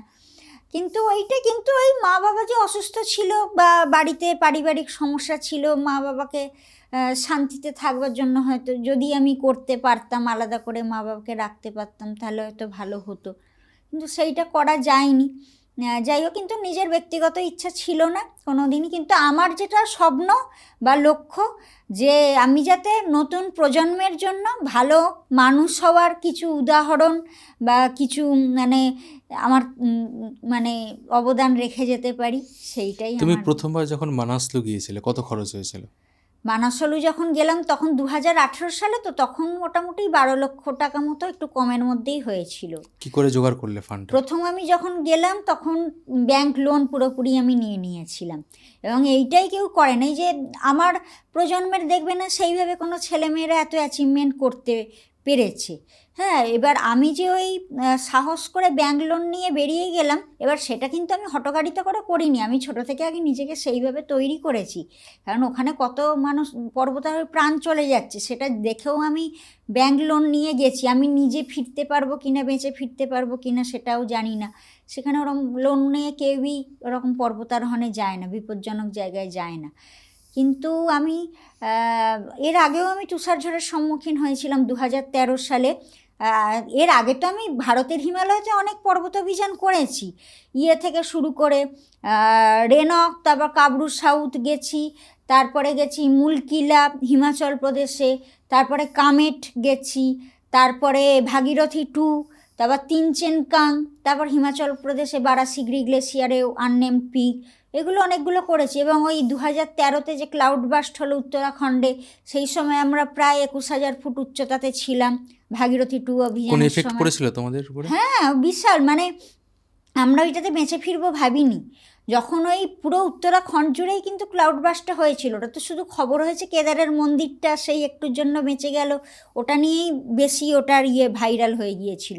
আসলে সারা উত্তরাখণ্ড জুড়ে, এবং ভাগীরথী নদীর গতিপথই বদলে গিয়েছিল, এবং ভাগীরথীর উৎপত্তি তো গঙ্গোত্রীর যে গোমুখ, আর আমরা তো গিয়েছিলাম ওইখান দিয়েই গোমুখ হয়ে, গোমুখ পেরিয়ে আমরা নন্দনবন দিয়ে তারপরে ভাগীরথী টু শৃঙ্গ, যেটা একদম পাহাড়ের চূড়া, গোমুখ থেকে যে চূড়াটা দেখা যায় সবচেয়ে উঁচু চূড়াটা, ওই চূড়াতে প্রায় পৌঁছবো ওই চূড়ার কাছাকাছি আমরা ছিলাম যখন ক্লাউড বাস্ট হয়েছিল, এবং যে মেঘটাতে ক্লাউড বাস্ট হয়েছিল সেই মেঘের ভেতরে আমরা ছিলাম। এবং দিনের বেলাতে রাত্রিরের অন্ধকার মতো কালো ঘন মেঘ হয়ে গেল, রাত্রিরের অন্ধকার মনে হচ্ছে দিনের বেলাতে। এবং নিজেদের হাতটা এখানে রাখলে নিজেদের হাতটা দেখতে পাচ্ছি না, এবং তুষার ঝড়ে আমাদের উড়িয়ে, তখন আমরা এরকম খাড়াই একটা পাথরের দেওয়ালে দাঁড়িয়েছিলাম, মানে উঠছিলাম, জাস্ট একটা পাথরের ওপর পাথর সাজানো, কারণ ওপরে তো মাটি থাকে না, নিচে যেমন এই যে মাটিটা গাছপালা আছে, মাটি আছে, একটা পাথরকে একটা পাথরের সাথে ধরে রাখছে, আর ওপরে তো কোনো মাটি টাটি নেই, পুরো ব্যালেন্স। এই ধরো ঘরটার সমান একটা পাথর বা এই বিল্ডিংটার সমান একটা পাথর, শুধু একটার ওপর একটা ব্যালেন্সে সাজানো, মানে তুষার হাওয়ার বেগে বা জোরে কথা বললে সেই ভাইব্রেশনে ওখান দিয়ে ধস নেমে যায়, বড় বড় পাথরের ধস এইরকম সাইজের। সেইখানে ওই তুষার ঝড় চলে এলো। এইবারে যখন তুষার ঝড় এত জোরে একটা ধাক্কা মেরেছে আমাকে, আর পা রাখার তো বললাম জায়গা নেই, তখন শুধু পায়ের ওই জুতোর সামনেটুকু টোটুকু রাখতে পারি, কয়েক মিলিমিটার পায়ের আঙুলটা শুধু রেখে আমরা উঠছি, পিঠে ভারী ব্যাগ রয়েছে, এবং ওটা ইন্ডিয়ান মাউন্টেনিয়ারিং ফাউন্ডেশনেরই অভিযান ছিল, ওরা সারা দেশ থেকে 10 জন মেয়েকে সিলেক্ট করেছিল। তো তার মধ্যে আমরা আবার ওপরে যখন উঠছিলাম 6 জন মেয়ে, সবাই তো উঠতে পারে না, ওরা নিচের ক্যাম্পে থেকে গিয়েছিল, আমরা 6 জন মেয়ে সামিটে যাচ্ছিলাম, লিডার ম্যাডামও নিচেই ছিলেন। তো যখন যাচ্ছে ওই তুষার ঝড় ক্লাউড বাস্ট, এবার এত জোরে ধাক্কা এসছে পুরো পেছন এরকম হেলিয়ে দিয়েছে, মানে ধাক্কাটা মেরেছে তো পাথরের দেওয়াল, খাড়াই পাথরের দেওয়াল থেকে একটু হেলে গেছি, পিঠের ব্যাগটা তো নিচের দিকে তখন টানছে, আর সেই হাজার ফুট নিচে হচ্ছে এই গ্লেসিয়ার, মানে গিয়ে পড়লো 1000 ফুট নিচে গিয়ে পড়বো। এইবার কি হয়েছে, যেই পেছনে হেলে গেছি আমি দেখছি যে বিশাল বড় পাথর, ধরো এইরকম ঘরের সময় ওইটাকে ওরকম দেখে পাথরটার একটা জায়গায় এরকমভাবে ধরেছি বাঁচবার জন্য, এরকম পড়ে যাচ্ছি, তো তখন থেকে ওই পাথরটা নড়ে উঠেছে, আর তখন তো তীক্ষ্ণ নজর দেখেছি, এক চুল নড়ে উঠলেও তো সেটা চোখে পড়ে যাচ্ছে, অনুভব করতে পারছি, এবং যেই নড়ে উঠেছে দেখছি ওপরের পাথরগুলোর সাথে সাথে একটু নড়ে গেছে, মানে পুরো ব্যালেন্সে রয়েছে, তো এক চুল এদিক ওদিক হলে ডিসব্যালেন্স হয়ে যায় পাথরগুলো। সাথে সাথে আমি পাথরটাকে ছেড়ে দিয়েছি, পাথরটা ছেড়ে দিয়ে এইবার ওই যে পায়ের শুধু আঙুলের ডগাটুকু, ওইটুকুর ওপর পুরো সমস্ত শক্তি একত্রিত করে, ওই আমার পেছনে তো হেলে গেছে আর ভারী ব্যাগটা পেছন দিকে টানছে, মানে এইগুলো যে আমি বলছি এটা একটা পলকের হয়তো কয়েক লক্ষ ভাগের মধ্যে পুরো ব্যাপারটা ঘটে গেছে, বুঝেছো? টানা সাজে মানে ওইভাবে দিয়ে ওই পায়ের আঙুলের ডগাতে পুরো সামলে নিয়েছে নিজেকে ব্যালেন্স, না হলে ওই আমিও গিয়ে পড়তাম, ওপর থেকে সব পাথরের ধসও গিয়ে আমার ওপর পড়তো, মানে গুঁড়ো গুঁড়ো পাউডার পেস্ট হয়ে যেতাম, আর কিছু খুঁজে পাওয়া যেত আমার মনে হয় না তুমি এই স্টোরি আগে কোথাও বলেছো কোনো পডকাস্টে। না, সেইভাবে বলা হয়নি। এবং ওই যে মানে ওই কত এক মুহূর্তেরও কত লক্ষ ভাগের এক ভাগ জানি না, তার মধ্যে যে এতটা শক্তি ব্যবহার করেছি, মানে মনে হচ্ছে যেন কয়েক হাজার বছর ধরে আমি দৌড়চ্ছি, এতটা হাঁপিয়ে গেছি, মানে বুক পুরো ধরাস করছে, মানে জোরে জোরে শ্বাস প্রশ্বাস নিচ্ছি, হৃৎপিণ্ড পুরো লাফাচ্ছে ওইটুকুর মধ্যে। তো সেই বেঁচে গেলাম, কিন্তু তারপরেও ভয়, মানে বারে বারে কী হচ্ছে বলো তো, এই পুরো সেঁটিয়ে রাখতে হচ্ছে, এই যে পাথরের খাড়াই দেওয়ালটা, তার মধ্যে পুরো বডিটাকে একদম সেঁটিয়ে রাখছি, যদি একচুল ফাঁক হয়ে যায় ওখান থেকে যদি ওই তুষার ঝড়ের হাওয়াটা ঢুকে পড়ে তাহলেই পুরো ধাক্কা মেরে ফেলে দিচ্ছে, উড়িয়ে নিয়ে চলে যাচ্ছে, ওই জন্য পাথরের মধ্যে পুরো সেঁটিয়ে দাঁড়িয়ে থাকতে হচ্ছে যে একচুল হাওয়া যাতে না ঢুকতে পারে। এবার দমকা হাওয়ার বেগ আসছে, ওইভাবে যাই হোক একটু একটা জায়গায় পৌঁছলাম, সেখানে তাঁবু টাবু লাগালাম, দিয়ে এবার লিডার ম্যাডাম বলছে যে আর সামিট হবে না, নিচে নেমে আসার জন্য। এবার ওই জায়গাটায় ওই কয়েক ঘন্টার মধ্যে আমাদের কোমর সমান বরফ হয়ে গেল, তার মধ্যে আবার একটা হিমাচলের মেয়ে, তার মাথার যন্ত্রণা শুরু হয়ে গেছে এবার। হ্যাঁ, এবার কোনটা সামলাবো, এদিকে তাঁবু লাগিয়েছে, তাঁবু তো সে মানে ঝড়ে তো উঠছে, এক ভেঙে যাওয়ার জোগাড়, আবার ওপর থেকে কয়েক মিনিটে মিনিটে এত হয়ে যাচ্ছে, বরফ জমে যাচ্ছে, ওটা কিন্তু জমে কংক্রিটের মতো কঠিন হয়ে যায়। মনে হয় পাউডার তো গুঁড়ো গুঁড়ো বরফ পড়ছে, কিন্তু এই কয়েক মিনিট পড়ার পরেই না পুরো কংক্রিটের স্ল্যাবের মতো একটা ভারী একদম হয়ে যাবে। তাঁবু ভেঙে আমরা সব চাপা পড়ে মারা পড়বো। তো কন্টিনিউ ওই তাঁবু ঝাড়ছি। এদিকে সেই মেয়েটা বলছে মাথার যন্ত্রণা এত, সেই মাথা টিপে দাও। ওর এক হাতে মাথা টিপছি, এদিকে খাওয়া দাওয়া নেই, জলখানি, বরফ গলিয়ে তো জল করতে হবে। হ্যাঁ, সেই দিকে একদিকে গ্যাস জ্বালিয়ে বরফ জল করছি, এদিকে ও শুয়ে পড়েছে, আমি একাই তাঁবু। শুধু হাতে করে ঠালা যাচ্ছে না, মানে এত বেশি পরিমাণ বরফটা পড়ছে, তুষার ঝড়টা চলছে, মানে তাঁবুর ওপরটা এত ভারী হয়ে যাচ্ছে, হাত পা সব তুলে এরকম ওপর দিকে দুটো হাত, দুটো পা, চারটে হাত পা তুলে তাঁবু ঠেলে বরফ ঝাড়তে হচ্ছে। কখনো কখনো বাইরে দিয়েও ঝেড়ে আসছি, আর ভেতর থেকে ওইভাবে সব চারটে হাত পা দিয়ে। এদিকে জল গরম করছি, খাবার দাবার কিছু নেই। তার মধ্যে একটু পলিটিক্সও হয়। ইন্ডিয়ান মাউন্টেন ফাউন্ডেশন বিভিন্ন রাজ্য থেকে আসে, তো নিজেদের মধ্যে কম্পিটিশন টাইপের, ওরা সব খাবারগুলো দখল করে রেখেছে, আমাকে খেতে দিচ্ছে না, এইসবও তার মধ্যে চলছে। আচ্ছা দিদি, একটা কথা বলো, তুমি প্রথমবার মানাসলু গেলে, হ্যাঁ। সেবার 12 লক্ষ টাকার লোন নিয়েছো, হ্যাঁ। তারপরে তুমি গেলে ধওলগিরি। হ্যাঁ, এবার এই যে তারপরে তো অনেক টাকার দরকার হ্যাঁ, হয়েছে, তো হ্যাঁ। সেগুলো তুমি কি করে ম্যানেজ করলে? First Indian lady without oxygen Dholagiri summit. Congratulations. ওই আমার যেহেতু সরকারি চাকরি ছিল, ওইখানটা থেকে কিছুটা লোন পেয়েছিলাম অনেকটাই। তারপর হচ্ছে আবার বাড়ি বন্ধক রেখে, দলিল বন্ধক রেখে লোন নিয়েছিলাম। বাড়ি বন্ধক রেখেছো? সেটা সব কিছুটা কিছুটা করে আবার বাড়ির দলিলটা আপাতত ছাড়িয়েছি, কিছুটা আমার ওই লোন থেকেই শোধ করে করে, আর ক্রাউড ফান্ডিং করে ওখানকার মানুষজন কিছু দিয়ে দিয়ে করেছে। আবার অন্য জায়গা থেকে লোন নিয়ে সেখানে আবার লোন হয়ে গেছে, কিন্তু বাড়ির দলিলটা তো আগে প্রয়োজন, ওটা ছাড়িয়ে এনেছি। এইরকম করে করে এদিক এখন ওদিক তোমার করে ম্যানেজ করে রেগুলার যাচ্ছি। ডেইলি লাইফ কিভাবে চলছে? কারণ তুমি যা বলছো, যত টাকা তোমার লোন রয়েছে, হ্যাঁ। তোমার তো সব টাকাই মনে হয় লোনে চলে যায়। হ্যাঁ, মানে তোমার নিজের লাইফস্টাইল তুমি কিভাবে মেনটেন করো? এইবার হচ্ছে যে আমার তো লাইফস্টাইল বলে কিছু না, নিজেকে সেলিব্রিটি আমি ভাবিও না, এমনি এরকমই থাকি।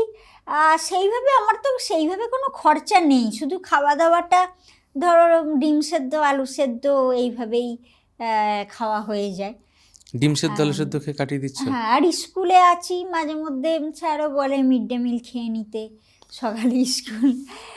ওইটা মাঝে মধ্যে এটা একটা হয়ে যায়। মানে জিনিসের প্রতি চরম ভালোবাসা না থাকলে তো সেটা সম্ভব হ্যাঁ, নয়। সেটা তো যখন তুমি বাড়িতে ফেরো একটা সামিট করে এসে, তখন চোখের সামনে ভেসে ওঠে না ওই দিনগুলো? সেগুলো তো ভেসে ওঠে, কিন্তু আমার সবসময় মানে লক্ষ্য থাকে যে যেন সেগুলো মানুষের ভালো কাজে লাগাতে পারি, এইটাই লক্ষ্য। মানে শুধু নিজের ব্যক্তিগত অ্যাচিভমেন্ট হয়ে নয়, সেটা যেন শুধু থেকে না যায়, এবং সেটা আমি সবসময় করেও চলি।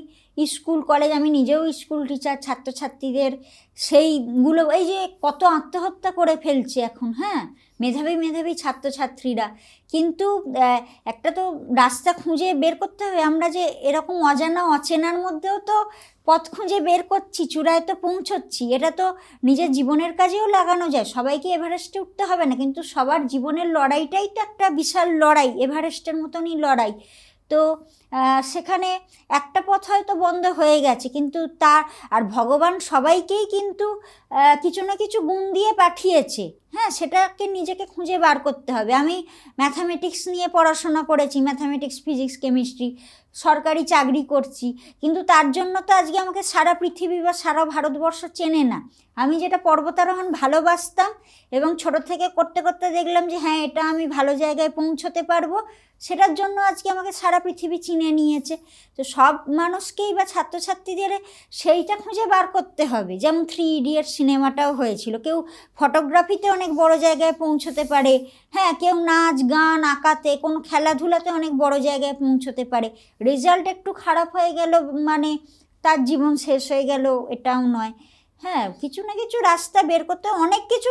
আমিও তো সরকারি চাকরিতে কতবার ফেলিওর হয়েছি, আমাদেরও কোশ্চেন পেপার লিক হয়ে গিয়েছিল, এত ভালো পরীক্ষা দিলাম, হ্যাঁ কেন্দ্রীয় সরকারের পরীক্ষা ছিল, কিন্তু কিন্তু তারপরেও সেই মনের জোরটা তুমি রেখেছো। কিন্তু সেইটা রেখেছি, বারে বারে আরও চেষ্টা করে আর গেছি। তোমার এই জার্নিটা দেখে এটাই বোঝা যায় যে মনের জোরটা সবচেয়ে বড় কথা। হ্যাঁ আর তুমি যেভাবে মৃত্যুর হাত মুখ থেকে বারবার করে ফিরে এসেছো।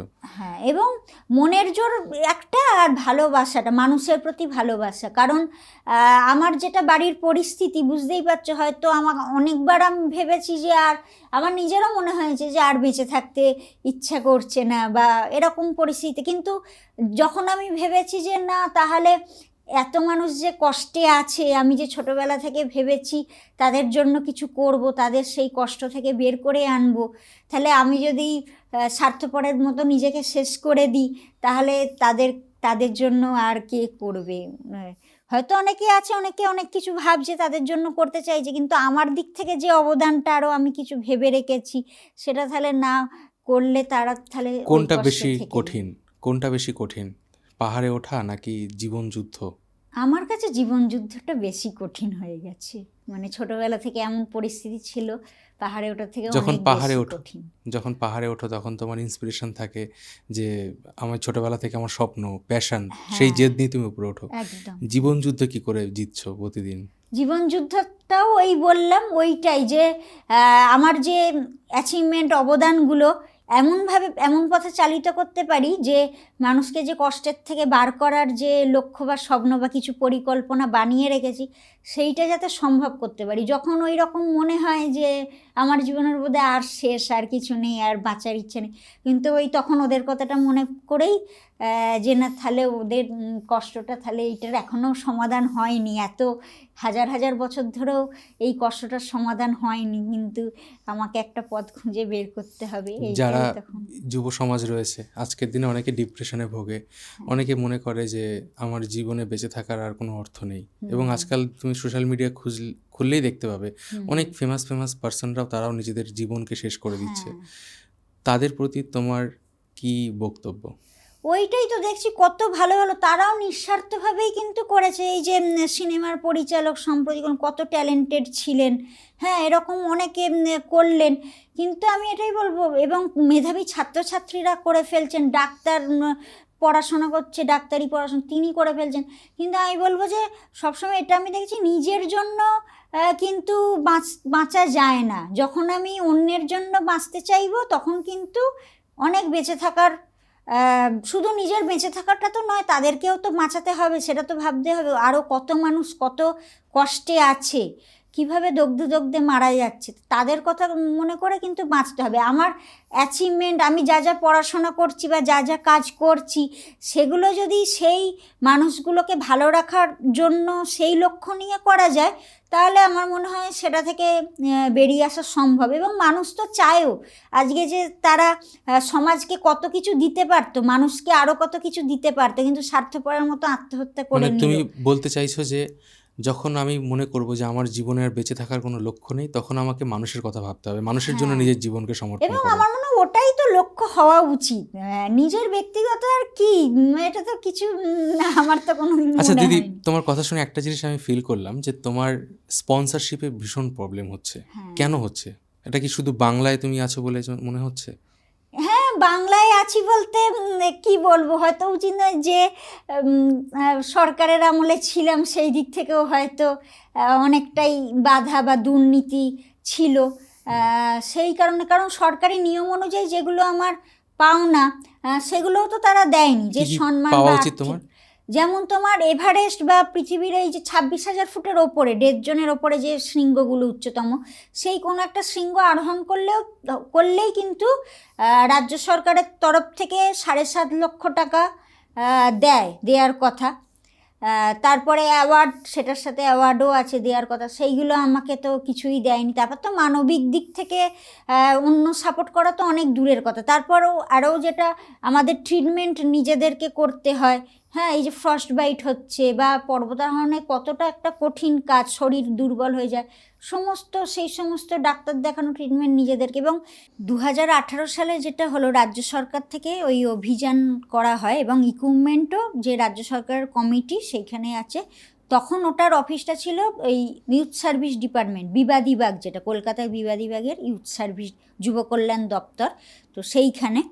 তো ওই 10জন ছেলেকে ওরাই সিলেক্ট করেছে। এবং এর মধ্যে একটা কথা, ওই কমিটিতেও কিন্তু আমাকে নেওয়া হয়নি। ওই কমিটিটাতে নিয়ম হচ্ছে যে যারা এভারেস্ট আরোহণ করেছে বা পৃথিবীর এই উচ্চতম শৃঙ্গগুলোর মধ্যে কোনো একটা করেছে, তারা ওই কমিটিতে থাকার কথা। কিন্তু আমার এভারেস্ট সহ 6টা উচ্চতম শৃঙ্গ আরোহণ সত্ত্বেও আমাকে নেওয়া হয়নি। কেন নেয়নি? ওটা তো আমি অজ্ঞাত, কারণ ওরাই জানে, কারণটা আমি জানি না। তো তারপর হচ্ছে যে 2018 সালে ওই যে ছেলেদের 10জন ছেলেকে ওরা সিলেক্ট করেছিল, যারা ওই কমিটিতে আছে, করে ইকুইপমেন্ট দিয়েছিল। তো ওরা যখন অভিযানে গেল, তারপরে ওদের ওই তাঁবু এবং স্লিপিং ব্যাগ, যে ইকুইপমেন্ট খুবই খারাপ, নিম্নমানের ছিল প্রথমত। মানে ওখানেও দুর্নীতি? ওখানেও দুর্নীতি, এবং ওই কমিটিই দিয়েছিল কিন্তু এবং ওদের যে ইন্স্যুরেন্স, পাহাড়ে যেতে গেলে তো ইন্স্যুরেন্স করতে হয়, সেই ইন্স্যুরেন্সও কিন্তু ওই কমিটির যিনি অ্যাডভাইজার এবং কমিটির আরও যারা আছেন তারাই করে দিয়েছিলেন। ইন্স্যুরেন্স কোম্পানির সাথে কথাবার্তা বলা, কাগজপত্র তৈরি করা, সব ওনারা করে দিয়েছিলেন, ওই রাজ্য সরকারের পর্বতারোহণ কমিটি। তারপরে ওরা অভিযানে গেল ওই নিম্নমানের ইকুইপমেন্টের জন্য, মাত্র 21,000 ফুট উচ্চতায়। আমি তো 28-29,000 ফুটে গেছি, ওদের 21,000 ফুট উচ্চতাতে ফ্রস্ট বাইট হয়ে গিয়েছিল হাতে পায়ে। 5জন ছেলে ওপরে যাচ্ছিল, বাকিরা নিচে ছিল, ওপরে যেতে পারেনি। তো যারা ওপরে যাচ্ছিল সামিটে, তাদের ওই হাতে পায়ে ফ্রস্ট বাইট হয়ে গেল। এবং সব কম বয়সী, সবই তো ছেলে, সারা জীবনটাই তো পড়ে রয়েছে। ওদের মানে 5টা 10টা হাতের আঙুল, পায়ের 5-10টা পায়ের আঙুল, সমস্ত আঙুল কেটে বাদ দিতে হয়েছে ফ্রস্ট বাইটে অভিযান থেকে ফিরে এসে। আমাদের যে আগের সরকার ছিল তারা শিক্ষা ব্যবস্থা দুর্নীতি করেছে, হ্যাঁ, কয়লা চুরি, গরু চুরি, সব কিছু করেছে, সাথে পর্বত আরোহণের যে স্বপ্ন সেটাকেও নষ্ট করে হ্যাঁ। দিয়েছে। এবং অরূপ বিশ্বাস স্যার, উনিই তো এই ক্রীড়ামন্ত্রী, উনি ওই যুব কল্যাণ দপ্তরের দায়িত্বে ছিলেন। এবং ওই কমিটির এটা সাথে আমার তো- মনে হয় না দর্শকরা জানতো এতদিন, তোমার না, মাধ্যমে এই হ্যাঁ। প্রথমবার আমরা জানতে পারলাম হ্যাঁ। যে এতদিন তো বলতে পারিনি, আমার ওপরেও তো এইসব অত্যাচার চলছিলই। তো এই কমিটির সাথে ক্রীড়ামন্ত্রীর সবসময় ইয়ে হতো, মিটিং হতো, প্রায় দিনই মিটিং হতো, একসাথে ওঠা বসা ছিল। তো এবং ওই যে ওরা চিকিৎসার কোনো টাকা পয়সা পায়নি, গরিব ঘরের ইন্স্যুরেন্স করা সত্ত্বেও। হ্যাঁ, ইন্স্যুরেন্সের তো টাকা কিচ্ছু পাইনি, একটা পয়সা। আরও ঘটনা আছে, আমি বলছি। সেই ইন্স্যুরেন্সের টাকাও পেলো না, চিকিৎসা নিজেদেরকে করতে হয়েছে। এই যে অ্যাম্পুট করা অপারেশান, পুরো আঙুলের একদম এই সমস্ত ডগা থেকে কেটে বাদ চলে গেছে, পুরো গোটা গোটা আঙুলগুলো কেটে বাদ চলে গেছে। তাহলে তারা সারা জীবন কাজ করে খাবেটা কি? সেটাও তো একটা ওরমভাবে চলছে। যাই হোক, খুব খারাপ পরিস্থিতি। 10 জন? 5জন ছেলের 5 হয়েছে। জনের। তো তারপরে কি ঘটলো, এইসব নিয়ে যখন চলছে, বললে ইউথ সার্ভিস ডিপার্টমেন্টের সেখানে আগুন লেগে গেল, এবং এই ইন্স্যুরেন্সের কাগজপত্র থেকে শুরু করে সমস্ত কাগজপত্র পুড়ে ছাই হয়ে গেল। এবং তারা কোনো বিচারও পেল না, যে ছেলেগুলোর সাথে অন্যায় ঘটলো তারা কোনো বিচারও পেল না, কোনো সুরাহা হলো না। এবার গরিব ঘরেরই তো ছেলে মেয়ে সবই, হ্যাঁ, বয়স্ক বাবা মা। তো এই অবস্থাতেই চলছে। আচ্ছা দিদি, আমরা তো তোমার কাছ থেকে শুনলাম যে তোমার একটা স্পন্সরশিপের প্রচুর প্রবলেম হচ্ছে।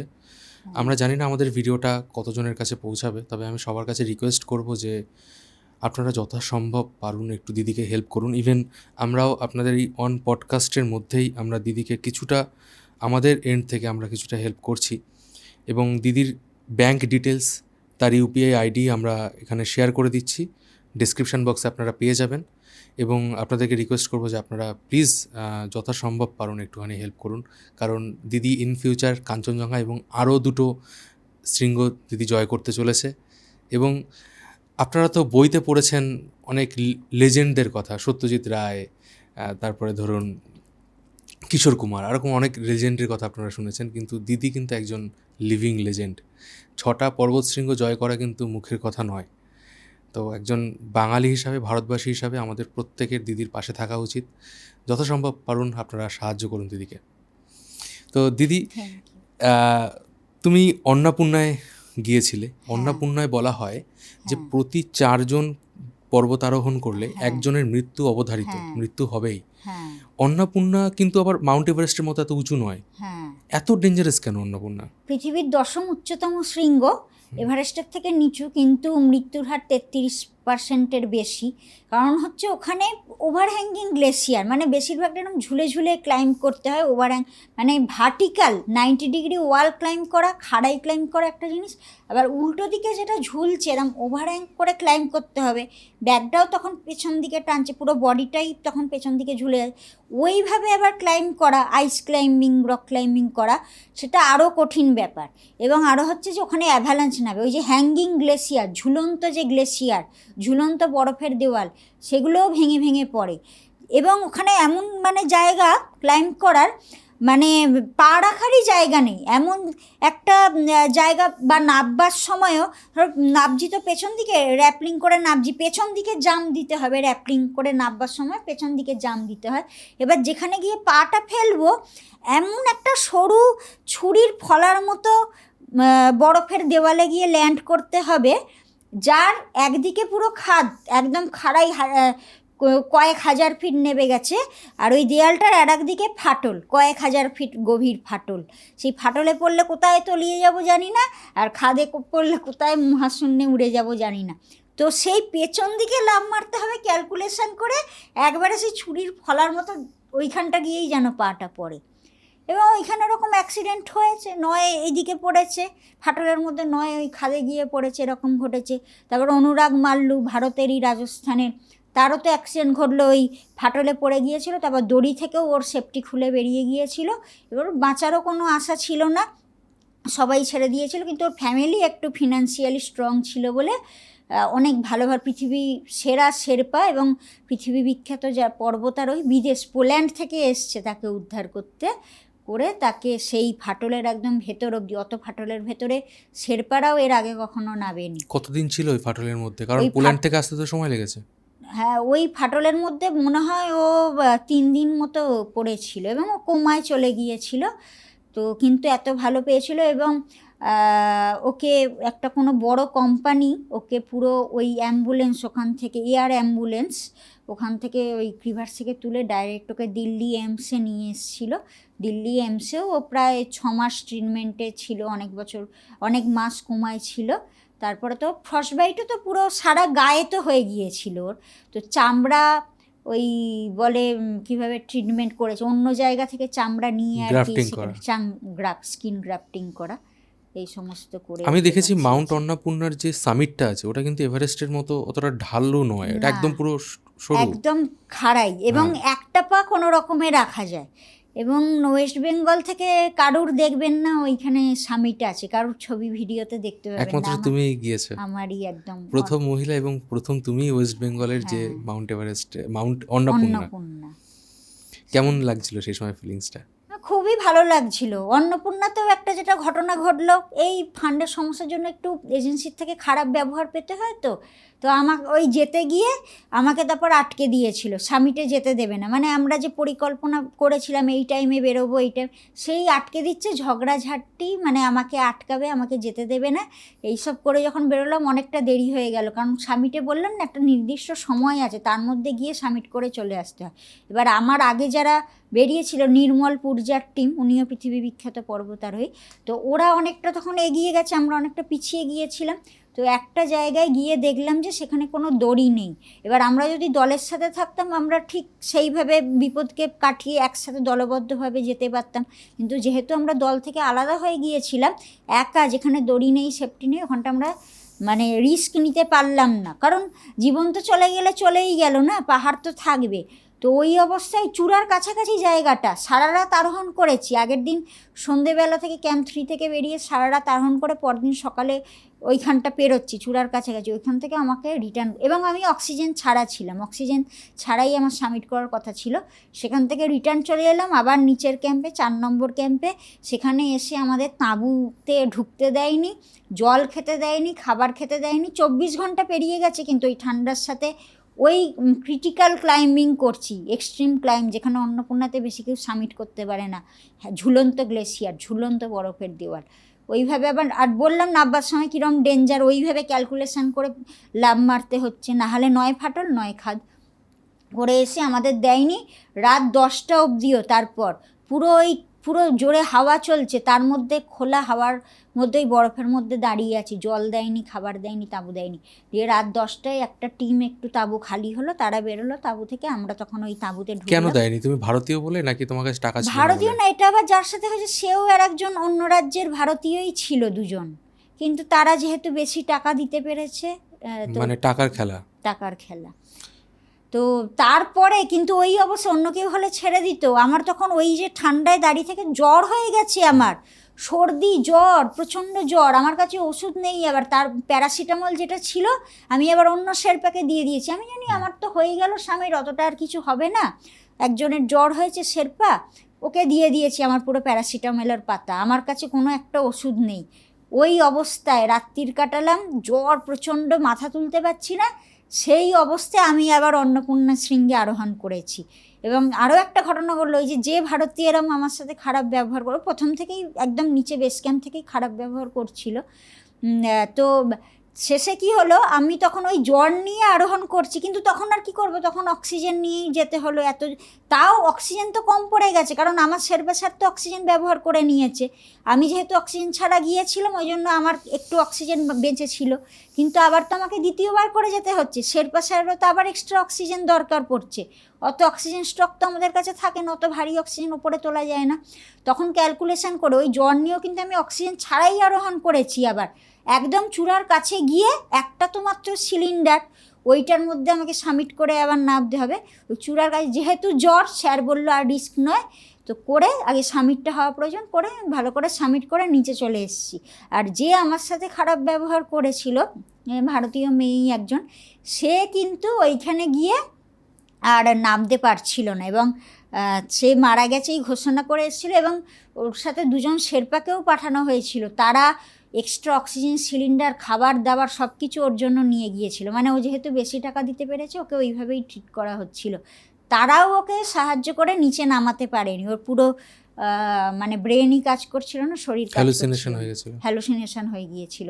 তারপর আমরা তখন ছিলাম 4 নম্বর ক্যাম্পে। আমার তো এই 2 দিন ধরে ঘুম নেই, হ্যাঁ, তার উপর জ্বর, আমার সাথে এরকম অত্যাচার গেছে। তারপরে মাঝরাতে একটু যখন ঘুম এসছে, ওর দুজন শেরপা এসে সেই ডাকাডাকি চেঁচামেচি বললো, আমরা অনেক চেষ্টা করে ওকে নামাতে পারিনি, ও মারা গেছে, এরকম অবস্থা। তো আমরা তো হাল ছেড়ে দিতে পারি না, আমরা তো তখন ঘুমটুম চটকে গেছে। ওই মাঝরাত থেকে ওয়াকি টকিতে বারে বারে যোগাযোগ করা, আমাদের সাথে তো স্যাটেলাইট ফোন ছিল না, অনেক খরচা বলে স্যাটেলাইট ফোন রাখতে পারি না।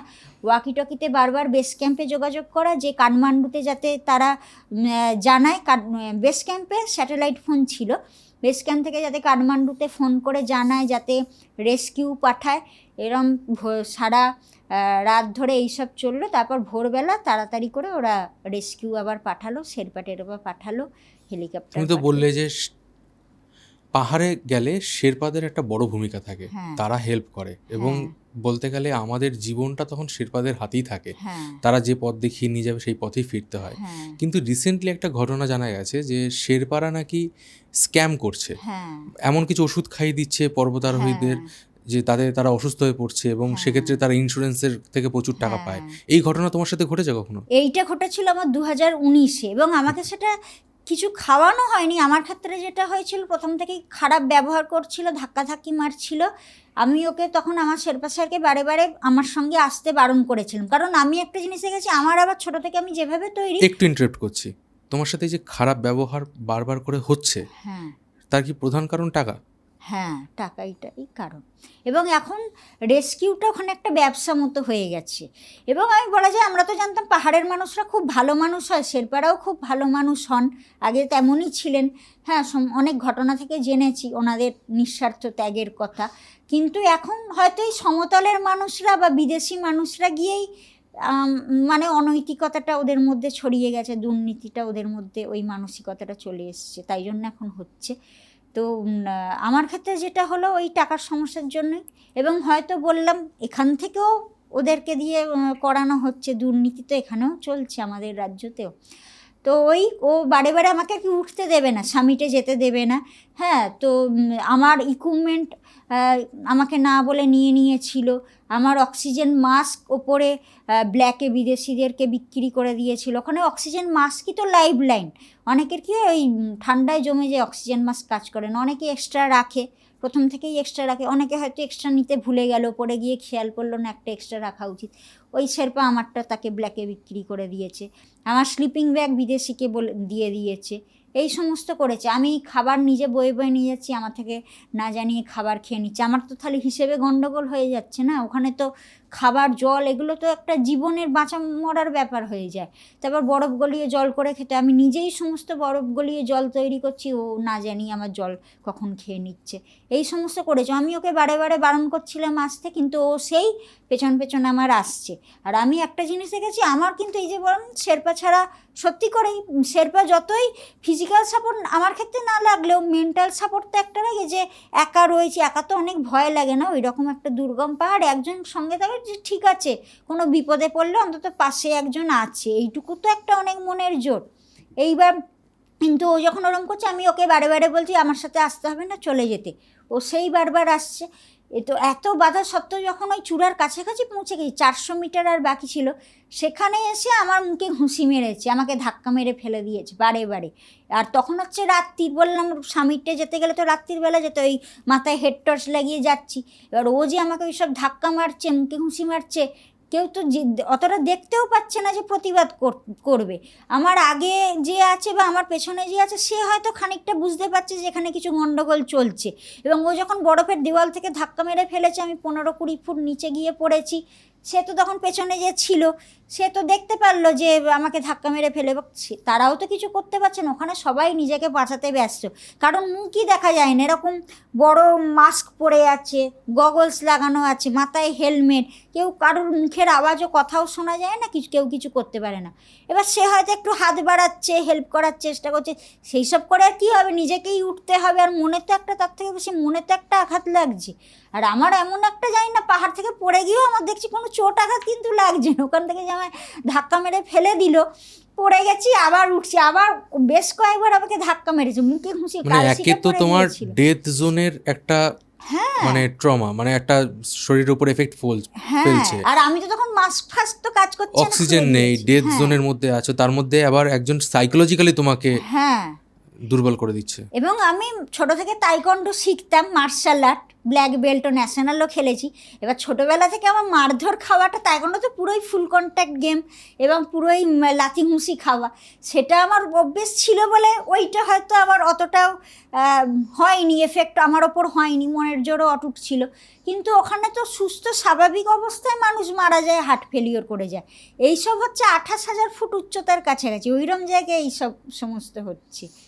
তো যাই হোক, সেই শেরপার এগেইনস্টে কিছু অ্যাকশন, ওইটাই তো এগেইনস্টে তো আমি লিখলাম। তারপর নিচে ফিরে এসে আমি ডিব্রিফিং ফর্মে সমস্ত এইগুলো জানালাম, কিন্তু সেই সময় তখনও খুব একটা কিছু স্টেপ নেওয়া সঙ্গে সঙ্গে হয়নি। ওখানকারও কিছু জানালো, নেপালের যারা আছে বা বিদেশিরা, ওর বিরুদ্ধে এফআইআর করার জন্য বলল। আমিও ঠিক করলাম এফআইআর করব। আর সেই সময় এই পশ্চিমবঙ্গের এই পর্বতারোহণ কমিটিরও লোকজন গিয়েছিল, কারণ হচ্ছে দীপঙ্কর ঘোষ আর একজন অভিজ্ঞ পর্বতারোহী, উনি মাকালু আরোহণ করেন সময় মারা গিয়েছিলেন, মাকালুতে মারা গিয়েছিলেন। এবার ওনার ডেড বডিটা আনার জন্য এনারা সব গিয়েছিলেন। আমি তখন ওনারা যে হোটেলে ছিলেন গিয়ে আমি দেখা করলাম, এরকম বললাম যে এখানকার মানুষজনই বলছে যে এফআইআর করার জন্য, তা আপনারা একটু আমার সাথে চলুন, এফআইআর করব।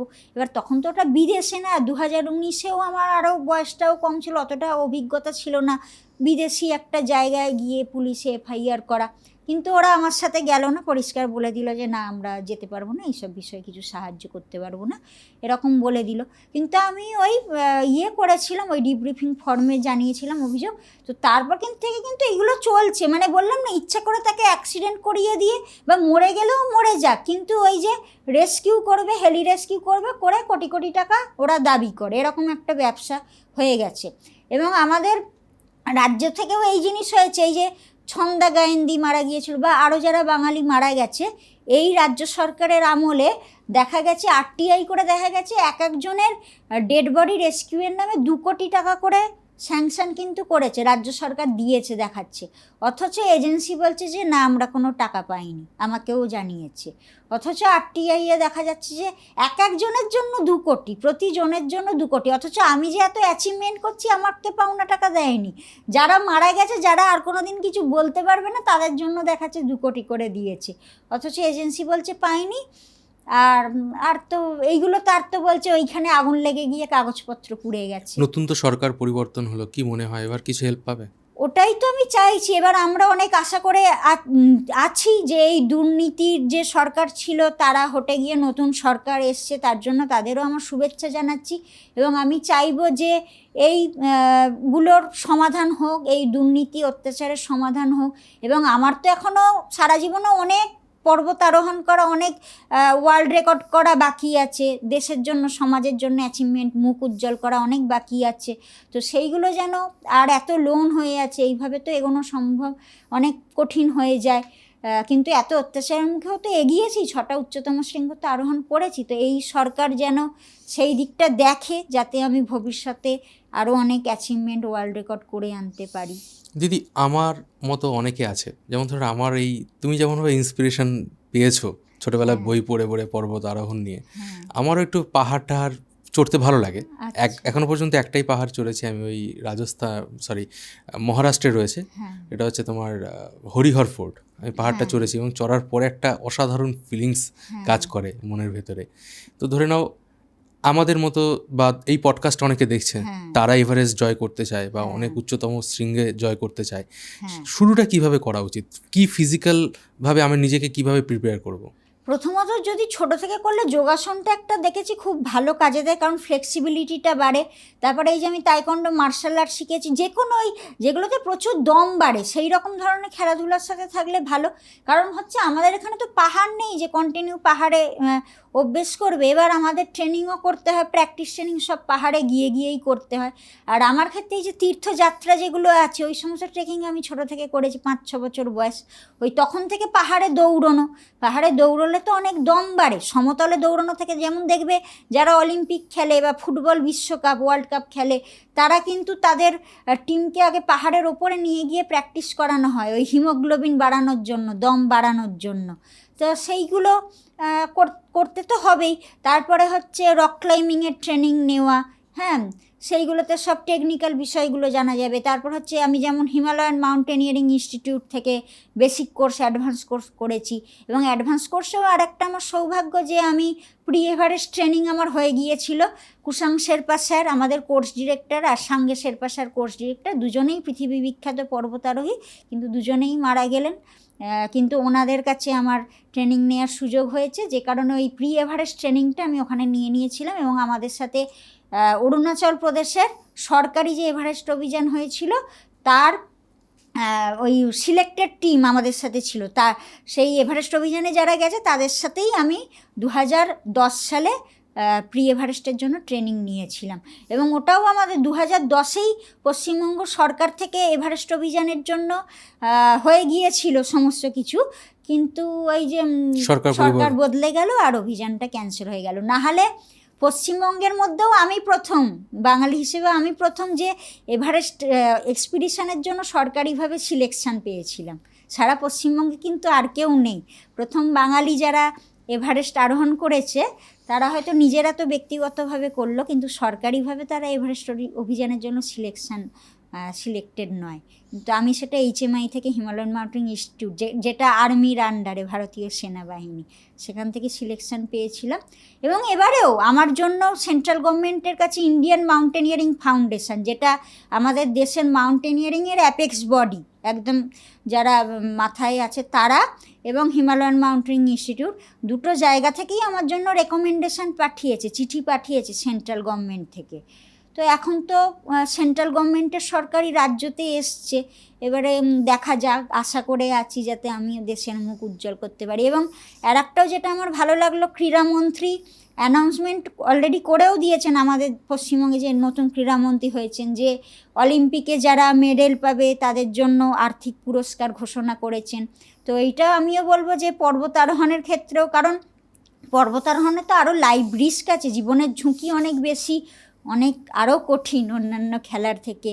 তো সেই দিকটা উনি যেন দেখেন এবং সেই ফিনান্সিয়াল সাপোর্টগুলো যেন আমাদের পর্বতারোহণেও দেওয়া হয়, এটা আমি ওনার কাছে অনুরোধ।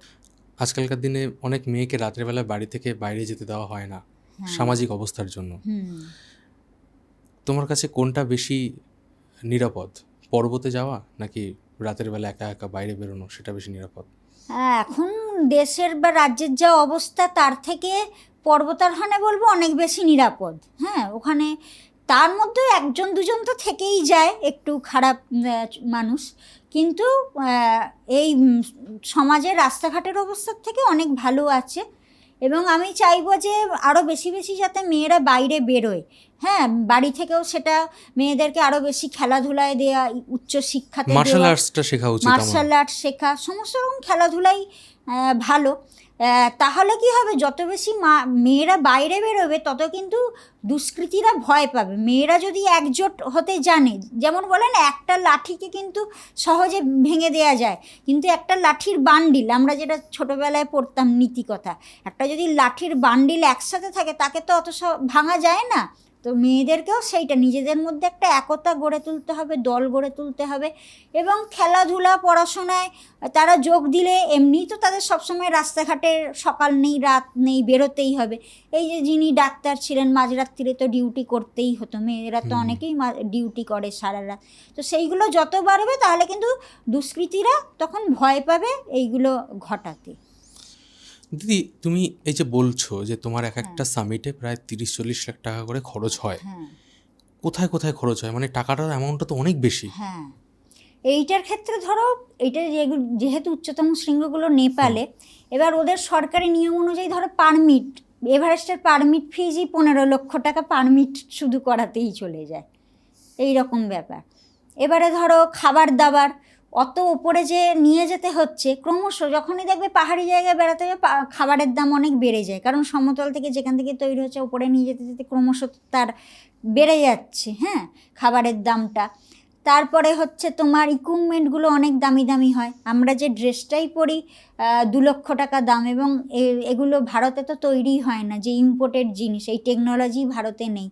তারপর আইসেক্স বলো, জুতোর যে ওই কাঁটা বললাম, অ্যালয় স্টিলের কাঁটা বলো, সমস্ত যে ক্যারাবিনার, আইস পিটন, রক পিটন, রোপ, মানে ওগুলোর এক একটা ব্রেকিং স্ট্রেংথ তোমার 20,000 ওজন নিতে পারে। মানে যখন কেউ ধরো ওপর থেকে পড়ে গেল, সেই যে ওটার ওপর সেই যে ঝাঁকুনিটা এলো সেটাকে সামলানোর জন্য ওই ব্রেকিং স্ট্রেংথ সেটা 20,000 অবধি নিতে পারে এক একটা এইটুকুনি জিনিস। তো সেই রকম মেটেরিয়ালে ওগুলো তৈরি হয়, জন্য প্রচুর দামি দামি হয়। এবার কত হাজার হাজার লাগে তো বুঝতেই পারছো, 29,000 ফুটের ওপর অবধি পৌঁছানোর জন্য। তারপর তাঁবু খুব দামি দামি মেটেরিয়ালে তৈরি হয় এইগুলো। তারপর অক্সিজেন আছে, আর আমাদের তো এক একটা অভিযান 1.5 মাস 2 মাস করে হয় না, অত দিনের খাবার দাবার সমস্ত কিছু, গ্যাস প্রচুর পরিমাণে লাগে এইগুলোর জন্য প্রচুর। এবং ওখানে ওরা, আর তারপর তো একটা আবার নেপাল সরকার এবং এজেন্সির একটা প্রফিট থাকেই, কারণ নেপালের তো আর কোনো ইনকাম নেই, ওদের পুরোটাই এই পর্বত অভিযান এবং যারা নেপালে বেড়াতে যায় ট্যুরিজম, এইগুলোর ওপরেই পুরো নির্ভর করে আছে। এবার সেখানেও এটা কিছু করা নেই, ওরা তো খানিকটা প্রফিট রাখেই। আর এবার এটা তো আমাদের ভারতেও করে দিয়েছে, এখনও তুমি ভারতের যে কোনো জায়গায় ট্রেকিংয়ে গেলেও ওই এজেন্সির মারফত যেতে হবে এবং ওখানকার গাইড নিতেই হবে, যাতে লোকাল মানুষের রোজগারের একটা ব্যবস্থা করে দেওয়া যায়। নেপাল সরকারের যে নিয়ম ওইগুলো অ্যাভয়েড করে বা ওইগুলোকে ফাঁকি দিয়ে আমরা নিজেরা অভিযান করতেই পারবো না, ওই প্রসেসেই যেতে হবে। এবার নেক্সট কি প্ল্যান করছো, কোথায় যাবে? নেক্সট আমার 6টা উচ্চতম শৃঙ্গ হয়ে গেছে, আর তিব্বতে 2টো বাকি আছে, যেটা সেপ্টেম্বর অক্টোবরে হয়। তো ওটা চীন দিয়ে যেতে হয়, চৌইউ 6ষ্ঠ উচ্চতম শৃঙ্গ, আর সিসাপাংমা 14তম উচ্চতম শৃঙ্গ। আর 5টা তো ওই ভারত পাকিস্তান বর্ডার, যেটা নিয়ে সমস্যা চলছে ভারত পাকিস্তানের মধ্যে, ওই জায়গায় যেহেতু অবস্থিত, ভারতীয়রা ওই 5টা করতে পারে না, 9টা করতে পারে। কাঞ্চনজঙ্ঘাটাও বাকি আছে, কাঞ্চনজঙ্ঘাটা 27, ওটা আবার মার্চ এপ্রিল মে মাসে হয়, ওই কারণে 27 সালের ওটা চেষ্টা করব। আজকে দিদি তোমার কাছ থেকে আমরা অনেক কিছু জানতে পেরেছি মাউন্টেনিয়ারিংয়ের ব্যাপারে। যারা মাউন্টেনিয়ারিংয়ে আগ্রহী তারাও অনেক কিছু এখান থেকে শিখতে পেরেছে আশা করি।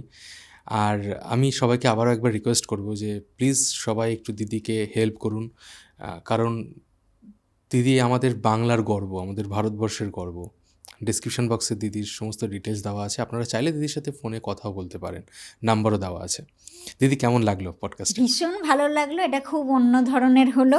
আর এই সাপোর্টটা যে তোমরা দিলে আমার জন্য, খুব যাতে আমি এই ভালোবাসাটা রাখতে পারি এবং আরও অনেক অ্যাচিভমেন্ট করে নিয়ে আসতে পারি, সবসময় এটা আমি মাথায় রাখবো। আমরাও চাই যাতে তুমি আরও ভালোভাবে আরও প্রত্যেকটা সামিট তুমি কমপ্লিট করো, এবং আশা করি ইন ফিউচার তুমি বইও লিখবে, তোমার বইও আমরা পড়তে পারবো আশা করি। নিশ্চয়ই। এবং ইন ফিউচার তোমাকে নিয়ে আরও কাজ আমার মনে হয় বাংলার মানুষদের করা উচিত। তো দর্শকদের কেমন লাগলো আজকের এই টপিকটা? এরকম ধরনের থ্রিলিং অ্যাডভেঞ্চারাস ভিডিও যদি, পডকাস্ট যদি আপনারা আরও দেখতে চান, কমেন্ট সেকশনে অবশ্যই জানান। আমরা মিঠুন বলছি পডকাস্ট শোতে চেষ্টা করব এরকম ধরনের শো আরও করার। আমাদের বাংলার প্রাচীন ইতিহাস সম্বন্ধে যদি আপনি জানতে চান, তাহলে আপনি এই পডকাস্টটি দেখতে পারেন। দেখা হবে পরের পডকাস্টে, ততদিন ভালো থাকবেন, সুস্থ থাকবেন। আর আমি ছিলাম মিঠুন আপনার সাথে।